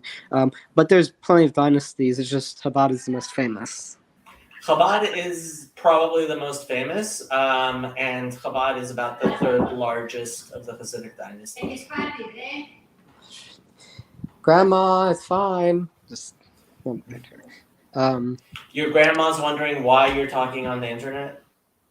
She's got dementia. She literally, I feel so bad for her because like she literally, either I have to watch her or my grandpa or my mom. Oh, I'm sorry to hear that. It's hard getting old. Mhm. Do you have a big extended family in your house, Kirk? I think he's probably going to. I think Ah. he's gone dealing with With grandma. grandma. Yeah. That's awesome. Having Yeah, your extended That he family. has grandma at home. Yeah, and that he's helping take care of her. Yeah, that is Yeah. awesome. He Good seems guy, like a that guy. nice kid. Yeah. Who's joined now? Chad. What's up, bitches? Oh my goodness. Hey, Dad. What's Okay, up? I'm sorry. I just had a call. Never mind. I'm sorry. It's okay, Kirk. You don't have to be sorry, Still- Kirk. Hey, Chad. What's up? What are you doing What are we doing? for thing? Well, we we were just at the in-laws playing Corkle and eating sandwiches. Corkle? hmm I've never heard of it. It's like I don't know. It's kind of like a dominoes type game. Where the hell is with- Trey? Sorry. I can't turn on my lights. It is 3:00 here, so Lex. Where is that? He's walking around Paris in the dark. It's $8. I hope he's not driving around Paris in the dark. So yeah, it's like Okay, Kirk. Chad was talking. Be polite. I'm sorry. I just was just Okay, Continue. Chad, go ahead. No, that was it. We're just playing Corkle and eating sandwiches. what kind of sandwiches are they? Ciabatta buns with ham and cheese and mayo and mustard and lettuce and tomato, and I put beets on mine, and then strawberry shortcake. And are you trying to get lung cancer? Yes, I am. Kurt. Thank you for pointing out the most unobvious thing that I've actually never seen or heard before. So Chad, Kirk is 15 years old. Oh, I'm good for Kirk. Kirk, you are going to be a wise man, damn sure. Just, like the most wise thing you do is like go to people and tell them the obvious things, and I'm sorry. This is true. My Come sister to and I Paris, used to Chad. say all those things on my dad when we were your age, Kirk, and no, they didn't help at all. How are you, Chad? Oh, I'm good. I'm just helping the little fella out here. a little soft reproof in having manners can be very, very useful to young men. Well, Kirk, in your defense, yes, I probably brought it on myself because I'm smoking on a live stream. And smoking, as we know, is the most worst thing that anybody can possibly do. I wouldn't say it's the worst, but yeah. It's like the most socially retarded thing that anybody could possibly do in the eyes of anybody else. So that's me for you, fella. It's been kind of funny to me. Like there was this one time when Chezi was on smoking, and I made a joke about him smoking, and he's like, "But it's not cigarettes," as if that made it better. Was it marijuana? Yup. I would say, Chad, No, I my thought, major um, question to friends who are smokers of anything is what brand and how many chemicals do they have? Because I've got chemical sensitivities and can kind of like blow up like a. So I have learned Craven A, which my dad smoked, not super allergic response. Rothmans, which a good friend of mine was smoking, apparently is laced with all kinds of fun stuff. And so I take a Benadryl before I go. Well, the more chemicals, the better, in my opinion. So if I come over, Benadryl's part of the deal. Okay. Oh, like I don't smoke in the house, and like if people are weirded out by smoking, then I won't do it. You I'm know? not. It's just never mind. I wouldn't advise it, but it's a free country. Oh, I know. I mean, here's the weird thing. They have this thing. I don't know if you've ever seen this before, but it's called a Surgeon General warning. They Yeah. actually have. It's weird. They have those on every pack, and then not only on the pack, they actually have it on the carton here too, which is if you read that, plus I'm sure you were taught this in your school, in your education, right? They told you in school that smoking was bad, right? That was one of the useful things they taught you. One of the few useful things they taught you was smoking's bad. Yeah, it's okay. Yeah, Yo, Chad Chad. often comes on when he's taking a smoke break and he doesn't smoke in the house, and that's why he's on the stream with us. So yeah. Chad, I think you should move to Paris. Smokers aren't persecuted there; they're celebrated. I support it. I revel in the persecution. Trey, you literally eat snails. Sorry, I'm not homophobic to French. If you want to be homophobic to French, you do that. I enjoy their culture. Wait, what do they call that? What would that be? What would Francophobe. francophobic? Yes, francophobic. So, just quick question. Would you say that was an accurate description I gave of the Hasidic I philosophy? think that's as an accurate of a description as you can give when you're trying to give a description of a community with words. I don't think those words accurately convey what it's like to be like in any of those communities.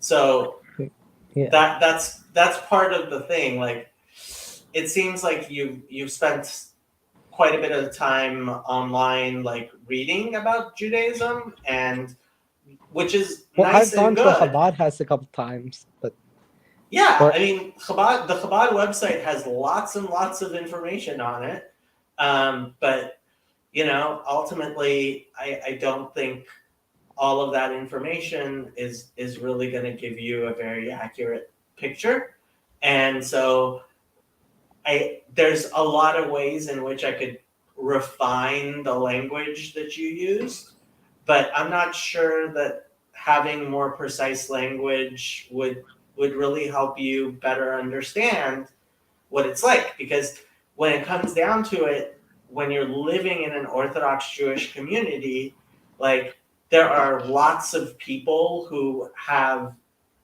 all kinds of combinations of the views you were talking about, and which synagogue they go to depends also on, I mean, which one's closer to their apartment and what time it is, their minyan is, and like, it's not all about like, oh, this philosophy Yeah, I or know. thing. Sometimes some it's of the obviously people going to be in influenced some by synagogues personal life.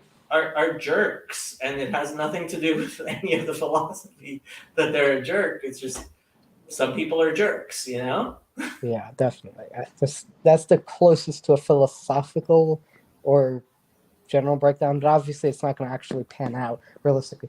I'm sure there are plenty of views that Chabad has, that most modern Orthodoxy has, and most non-Hasidic Haredim have, then there's a lot of overlap. That's the best I can do from And outside you're perspective. going to be dealing with individuals. That's Yeah. the thing. And it's like individual human beings.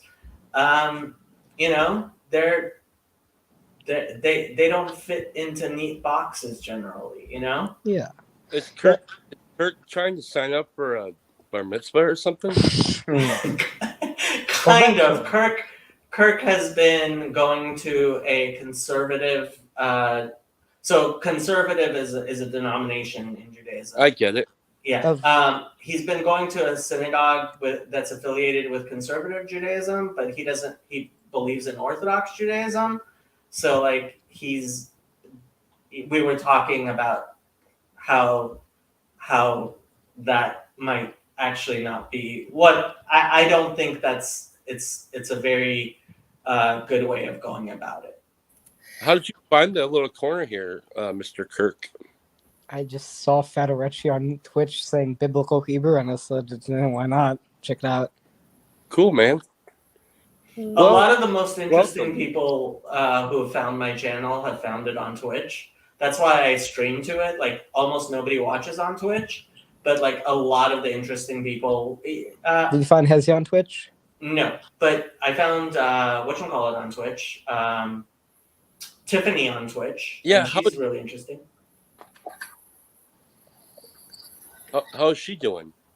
So she's working a lot, and when she listens, so she's working as a security guard. So when she's driving her patrols, she listens when she has a chance. But yeah, I mean, she's got a kid and she's working, and so it's complicated. And in more of a secular fashion, kind of related to what we were talking about earlier, you didn't really give your general assessment of recent the Young Turks situation. Like, Yeah, can you help with that? honestly, Kirk, that stuff is like in this little corner. We try to avoid talking about that stuff mostly. Nonsense. Try to avoid talking about Yeah, nonsense. to a large degree, a lot of it is stuff like I like to think important things are important long term, Yeah. and what's some what's in the latest news cycle about Anna Kasparian's fights with somebody, like that's We're more interested in higher level nonsense, yes, much higher levels nonsense. which is all bullshit nonsense. Chad does very interesting higher level nonsense. Chad cuts through a lot of bullshit, which is one of the reasons we love Chad. It's only because I don't know shit. I don't know much. Federacci doesn't know much. Most people, let me tell you, most people in there don't know much. But that doesn't matter. Because if everyone knows a little bit, collectively, you know a lot. Well, you know what you brought to the table? You brought to us that we shouldn't be smoking. God bless. I'm going to head out, guys. Bye. Good to see you. Bye, Chad. Okay. It was great talking to you. Kirk, stick around. Shalom Aleichem.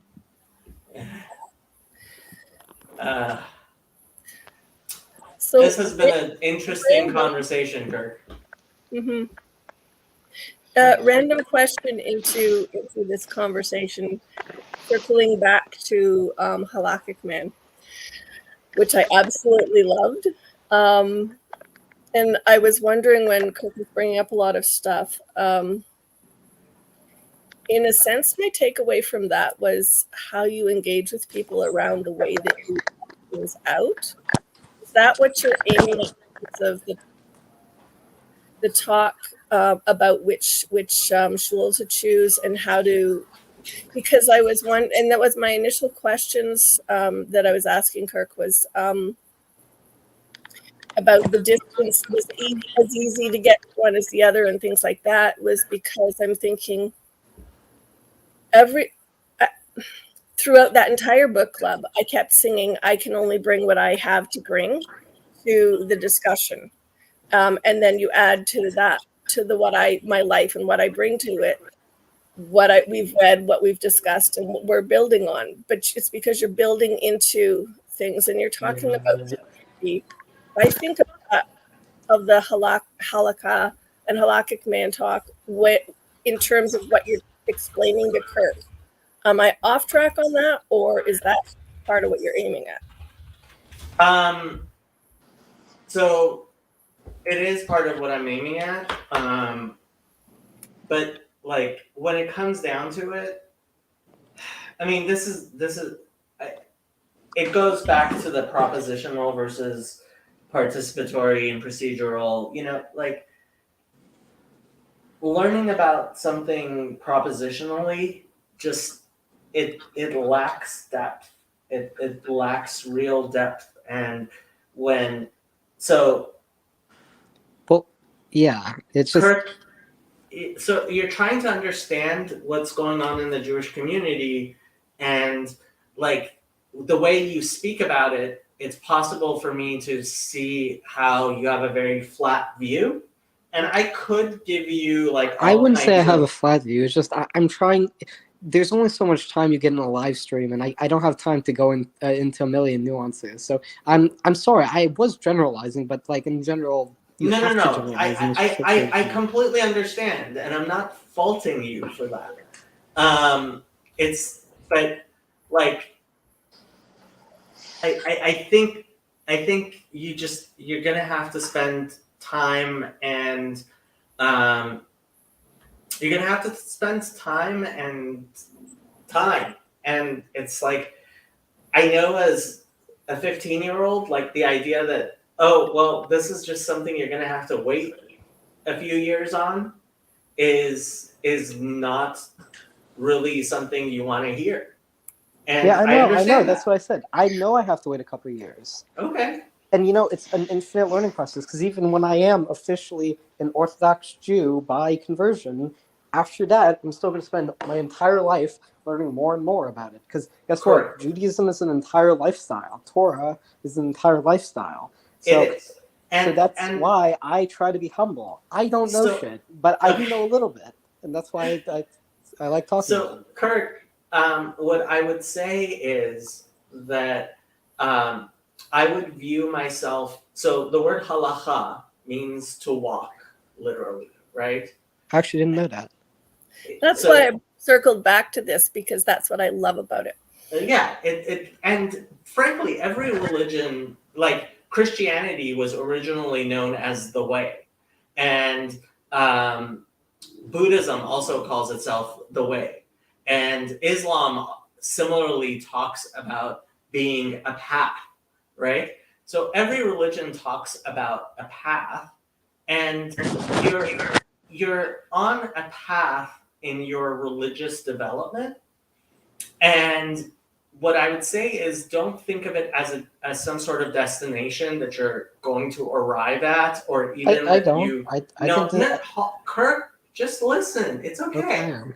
But I think you're Right? making a couple It's assumptions. okay. And I'm not just talking to you. There are 10 other people, 12 other people at least who are listening live, and then lots of people are going to listen after as well. Okay. So think what I'm advising is think of yourself, think of religion as how you orient yourself in the world and which way you are headed. And if you're headed towards a life of more Torah observance, that's beautiful, and I can't like recommend anything more. I believe that is the best thing anyone could ever do, is orient themselves towards learning more about Torah, becoming more making Torah more a part of their lives, and becoming closer to God. And what kind of like so I would be much more inclined to say, okay, Kirk, have you read Derech Hashem, for example? Do you know that book? Derek Hashem, Yeah. I may have heard of it. Can you just briefly? So it's usually translated as Way of God, and it was written by the Ramchal, Rabbi Chaim Moshe Chaim Luzzatto, and it was translated by Aryeh Kaplan. And there are I know who Rabbi many. Aryeh Kaplan. He's talked a lot about meditation and inner. He talked about a lot of different things. He was Yeah. he was one of the most influential rabbis during his life. Unfortunately, he died very young. He was in Canada, I believe. Or did I get that mixed up? I'm not. He may have spent some time in Canada, but so I actually love talking about his life story. He was 12 years old. I think he lost his father when he was 8, and he lost his mother when he was like 12. And he came from a completely secular background, and or maybe he was 14, but he wanted to say Kaddish for his mother. So he went to an Orthodox synagogue to say Kaddish. Yeah, I think it was around 14. And that was, he didn't know how to say Kaddish before then. And he started learning. And by the time he was 24, he had received Dayanut from the Netziv in Jerusalem. And Dayanut is the highest level of rabbinic ordination that you can receive.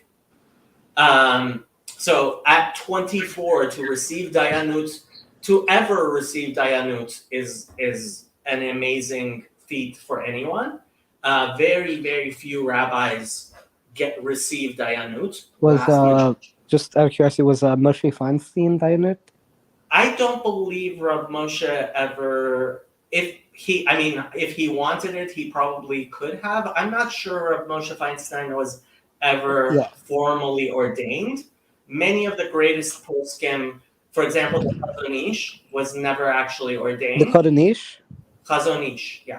Chazon Ish. Who you mean? Ovadia Yosef or? No, Rav Ovadia Yosef was a rabbi. He received his ordination very, very young as well. But the Chazon Ish, his son Yitzhak Yosef was the author of the Yalkut Yosef, from what I understand. Yes, I have the Yalkut Yosef right there. Yeah, it's big on, because I'm gonna choose Sephardi custom because of my great grandpa's legacy. So I was more interested in looking into like the rulings of Ovadia and more Sephardic poskim. I am myself Sephardic. I can't disagree, but I have to say you also have to consider where you're going to live and the community you're going to be living in, and your wife. And so there's a lot that goes into this. I wouldn't be making such a complete decision on that yet. Well, I wouldn't say it's complete, but I'm leaning towards Sephardi.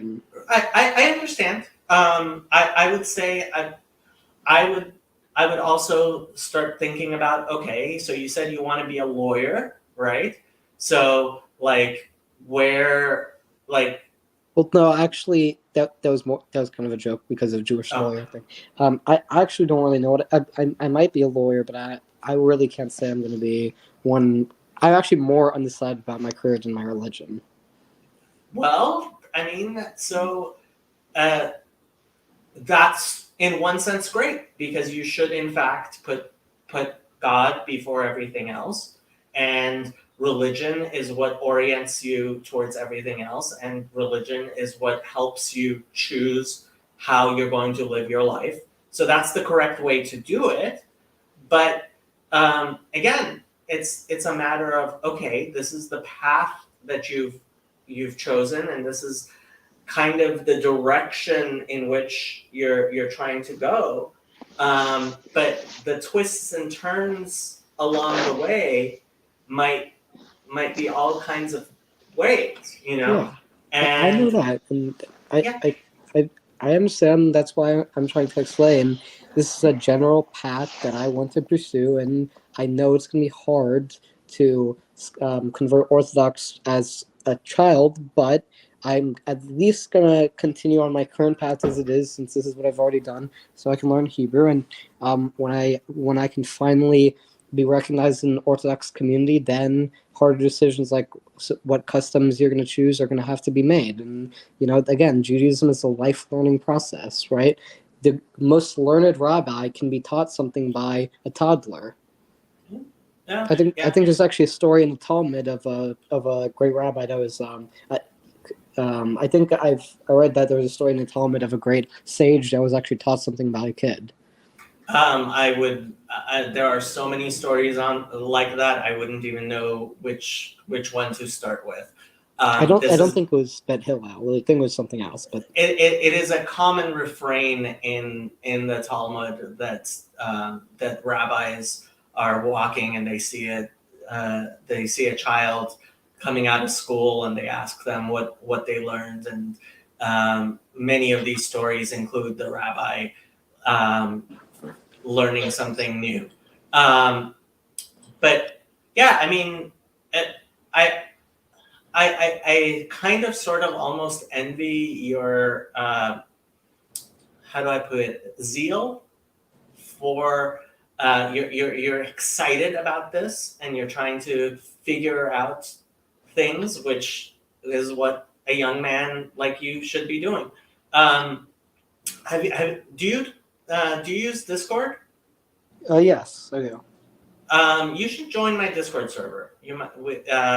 There's So there's a lot of yeah, stuff to talk about. I've seen some of your Twitch. I've only seen a couple of your Twitch streams, but yeah, I'll join it. You do like book clubs and stuff.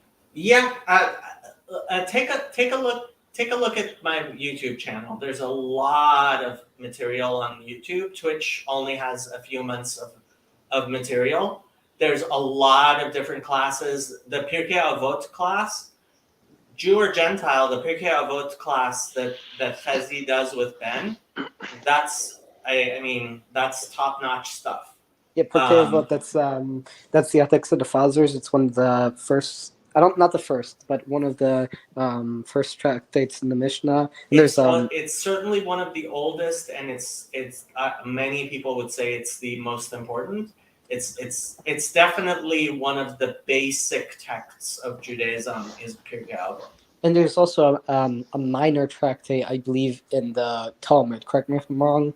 It is a minor there's no actual Talmud on it. So the Talmud is Mishnah and Gemara. Gemara is the Amorite. Yeah, when I'm talking about Talmud, I'm talking about Gemara.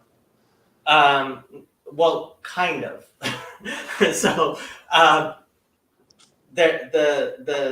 page of Talmud here. I can pull up a page of Talmud just to show people. Talmud page. So here is a page of Talmud. That's not a good picture. Can you get one picture that is just the picture, please? Okay, here we go. So here is a page of Talmud. This is the Babylonian Talmud. Yeah, and the way it's formatted, I believe the center should be Mishnah, the left should be Tosafos, I think, in the top left, or it might be the top right. It's like each is like a different layer of commentary. Pretty close, but let me just explain. So yes, so the center is the Mishnah and the Gemara. So do you know? Can you recognize the Gimel and the Mem that are bigger when you look at the center, right? If you go about halfway down, you'll see there's a large Gimel and Mem. You see that? Yeah. So that's where the Gemara starts.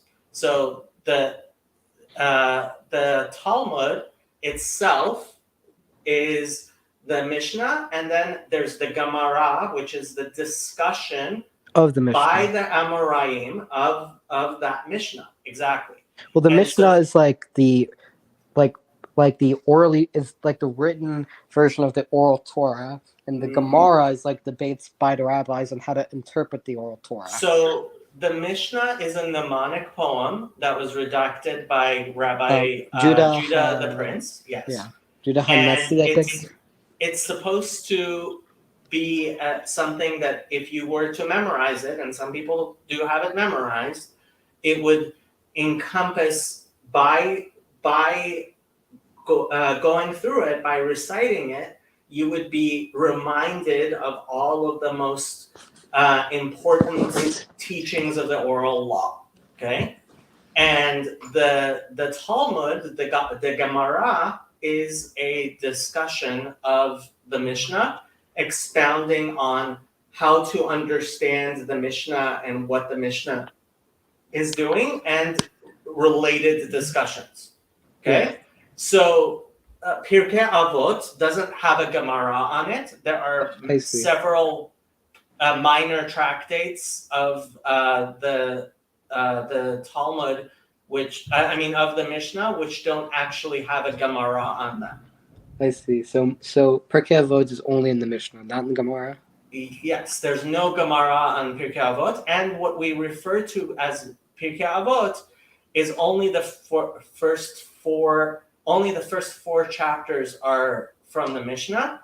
The fifth and the sixth chapters are actually liturgical additions. Like, so when it's customary for Pirkei Avot to be printed in Sidurim, in prayer books, and since people tend to study one chapter a week between Pesach and Shavuot, and then between Shavuot and Rosh Chodesh Elul. So Yeah, my on Shabbos, my rabbi, conservative rabbi, quote unquote rabbi, would on Kabbalat Shabbat do a little sermon on Pirkei Avot. Pirkei Avot. Yeah, that's very very common. Yeah, yeah. That's a very common thing. And so Pirkei Avot, the chapter 5 and 6 aren't actually parts of the Mishnah. They're collections of Tanaitic sayings that were collected together for liturgical purposes. I see, and so Pirkei Avot, it mostly deals with it's like ethics of the fathers. So what would you say is the general theme of Pirkei Avot? So the way Pirkei Avot works is basically it gives an outline of the generations, right? So it starts with Moshe Kibel Misinai, right? Moses Moshe Rabbeinu.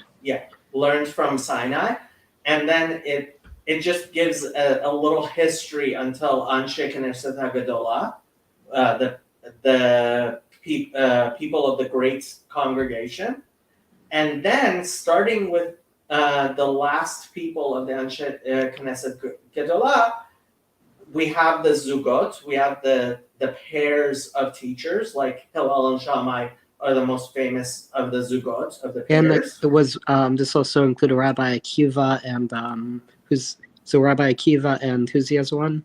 I don't remember if Rabbi Akiva was one of the Zugot. I'm not very good on that history myself. But what happens in Avot is that each of the rabbis is introduced with basically a summation, a basic teaching, which he thought is very important, in a sense as a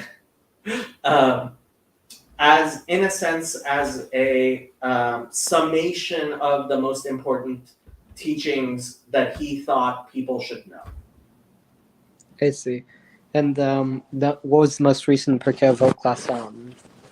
So they're still on chapter 1. I think they got up to like Mishnah 10 or 11, something like that. Yeah. They've only been going for about 4 weeks now. But so we've been going for about 2 hours, and I've been invited for 4th of July to a friend's house. So I'm actually probably going to end this pretty soon. But 10 more minutes? Sure. Okay, 10 more minutes. Let's call it. Let's go to 2:15. What do you want to ask for the next? Well, one thing's so from what I understand, in general, isn't there a general belief in Orthodox Judaism that from the time that you can't contradict previous rabbis? So the older, you can't contradict the previous rabbi. So first there was Moshe Rabbeinu, and then there was the first author is the Mishnah, and then there was the various pages. Okay, so what you're talking about, there are epochs of eras of generations, right? So the Moshe Rabbeinu is the chief of the prophets, so nothing anybody teaches can contradict with Moshe Rabbeinu.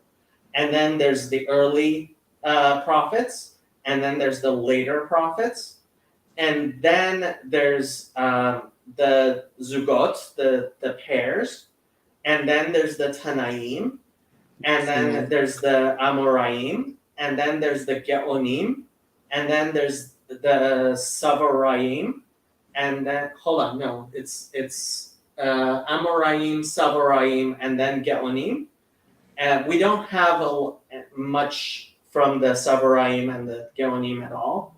And then there's the Rishonim, and then Who are there's after- the Acharonim. So the Rishonim were after the Shulchan Aruch? No, the Shulchan Aruch actually marks the beginning of the period of the Acharonim. And that's the and so wait, was so Rishonim then Acharim? Yeah. I see. And so each epoch, right? The people of we as people who live in the time of the Acharonim, right? We can't really dismiss the opinions of the Rishonim, but again, this gets really difficult in terms of halacha because the Acharonim, the rabbis today, have to decide how the teachings of the Rishonim and earlier Acharonim apply today to our lives. So the Shulchan Aruch was written by Rabbi Joseph Caro. Yeah, he was a Sephardi, and there was no Ashkenazi equivalent. There was an Ashkenazi equivalent, but they decided he wasn't going to publish it. That's that's the Ramah, Rabbi Moshe Isserlis, and he wrote glosses on. He wrote a gloss, meaning notes on the Shulchan Aruch, and the Shulchan Aruch gets published with the both of them.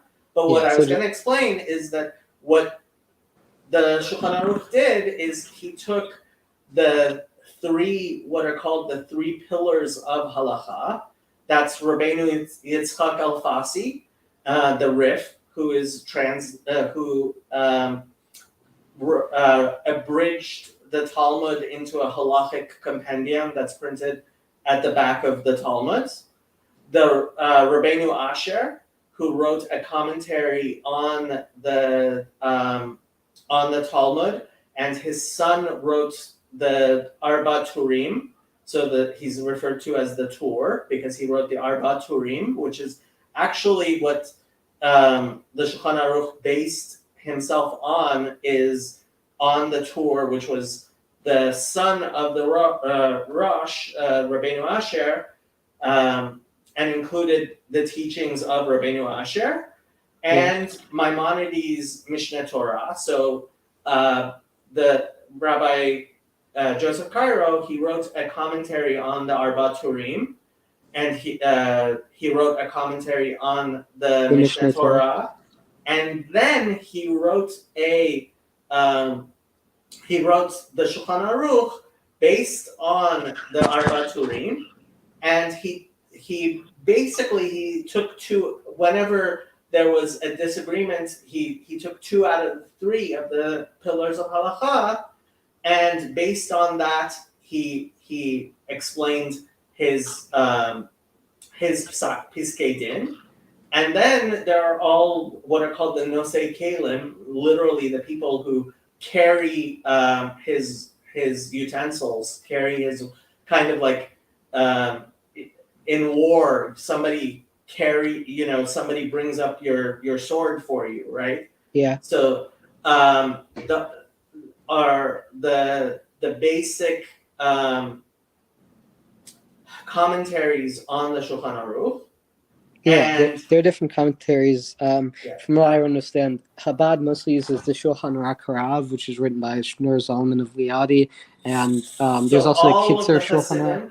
So the Kitzur Shulchan Aruch by Rabbi Gonsfried is something that's very useful, and in fact, Chabad printed a version of the Kitzur Shulchan Aruch of Rabbi Gonsfried with a commentary explaining the teachings from the Shulchan Aruch Harav, it is very commonly studied, the Kitzur Shulchan Aruch of Rabbi Gonsfried, but very few communities actually follow the teachings of Rabbi Gonsfried, that specifically. So where he differs from other people in what's called the yeshivish world, the Lithuanian people tend to go either with the Mishnah Berurah, which was written by the Chafetz Chaim. Yeah, I know the copy Mishnah of it Berurah. over there.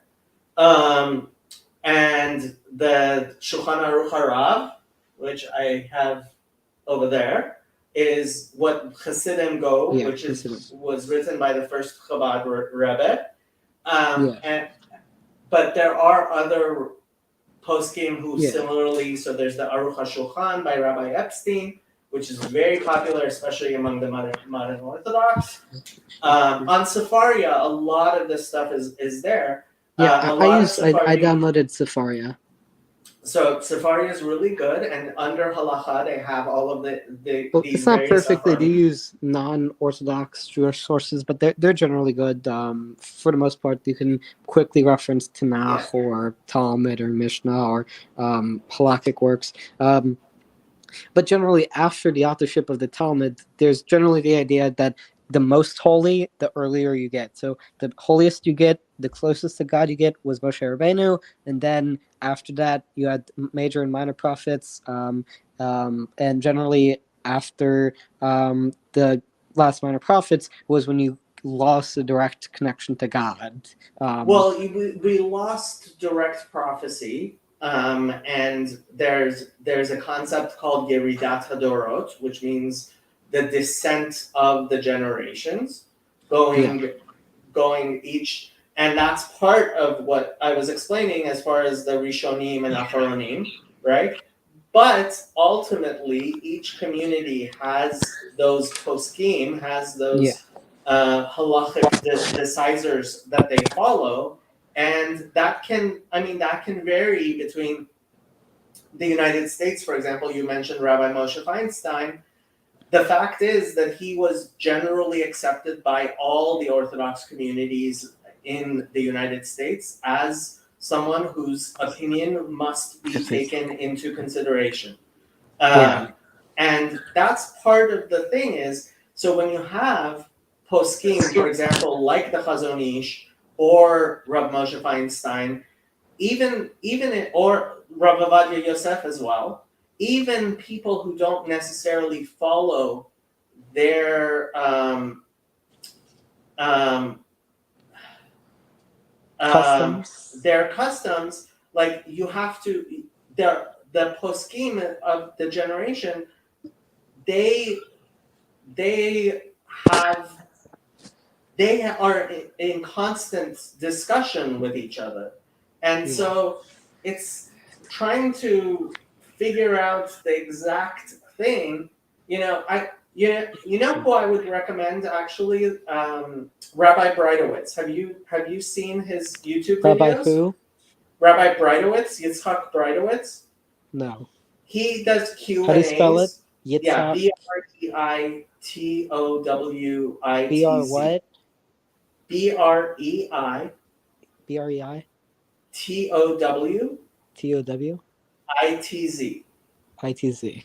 Yeah, so he has a lot of stuff on YouTube, and he himself is a posek. He's a halachic decisor, and so he does Q&As on YouTube, and he teaches at the yeshiva I went to in Israel, Or Sameach, and so and Rabbi Mullet went there as well a few years after I did.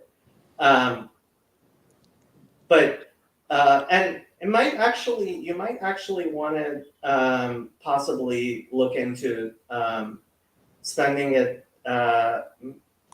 semester in Israel somehow, in either a summer, like a few months or something, taking a. Well, if I convert Orthodoxy, I should get a birthright trip, right? Yeah, you would qualify for a birthright trip, yes. Yeah. Although I don't know how much birthright is still going these days. I don't know what exactly they're working right now because of what happened with COVID and stuff. A lot of stuff changed. But yeah, I mean, Rabbi Breitowitz, his Q&As you might find very interesting, and Yeah. he's actually the I type of probably person. will. I really who like speaks wisely. Torah World. I like Torah learning World? from. Yeah, it's sort of. I'm using that Orthodox world. I like listening to lectures from Orthodox rabbis on issues of halacha and lifestyle and philosophy and everything. Mm. And Yeah, I mean, I would switch from Twitch to YouTube. yeah, There's a lot better mostly use stuff on YouTube. YouTube. I mostly use YouTube. I don't usually use Twitch. I just Oh, okay. I usually no. stuck a So link to so if Rabbi I'm learning Breitowitz anything from Torah, I usually use in the YouTube or chat. Safari or something or an article. But I use Twitch for mostly political streams that you probably wouldn't find much interest in. Well, I used to spend a lot of time on politics, and frankly, I decided I was Yeah, wasting no. my time. Yeah, And frankly, I think you might come to the same conclusion eventually yourself. Is that while there are definitely very important things about politics, and sometimes I do, in fact, discuss politics and current events, I think the discussions, for example, on the Young Turks and stuff, tends to be mostly, like if I was going to listen to anybody as far as like political stuff goes, Andrew Klavan would be. Andrew Klavan. I mostly watch Ben Shapiro show, but I prefer Andrew Klavan to Ben Shapiro show. He's a lot. Well, I think I like Ben, but whatever. Yeah. I don't really watch much of Klavan. But yeah. And so generally, the thing about halacha is it's a systemized structure. So it's not like one area of halacha is completely separate because the hermeneutical way you derive halacha is systematized, and how you derive it from other people's opinions and from previous opinions. Generally, the idea is if you are going to make an argument from halacha, you should use an argument that's based on an ancestor's opinion. Because if there's a debate in halacha, if that happened 100 years ago, you should use one of the side. You should pick one of the sides now, and you shouldn't contradict either of the sides. You should at least pick a side. So, yeah, it's a systematized way of learning. You are getting closer and closer. Okay, I am going to in fact end the stream now because I do have to go. Next stream should be when tomorrow? So tomorrow night at 6 p.m. is my 6 p.m. Pacific is my normal Bible study, and Thursday at 4 p.m. Pacific is when we do the Hasidic, the Tanya stuff. But yeah, you might want to spend some time listening to some of my backlog to get more of a feel. So tomorrow night at 6 p.m. Pacific is we're gonna do general Bible study. So Tanakh, Mishnah. Well, okay. So this is the thing. You should take some time and actually listen to one of the old ones to see what it's like. And then you'll have a feel for what it would be like if you tuned in live. I see, but it should be a free form thing. It shouldn't be specific. It's very free form. We go all over the place. Yeah. Okay. Okay. I am going to end this podcast. You're gonna say bye.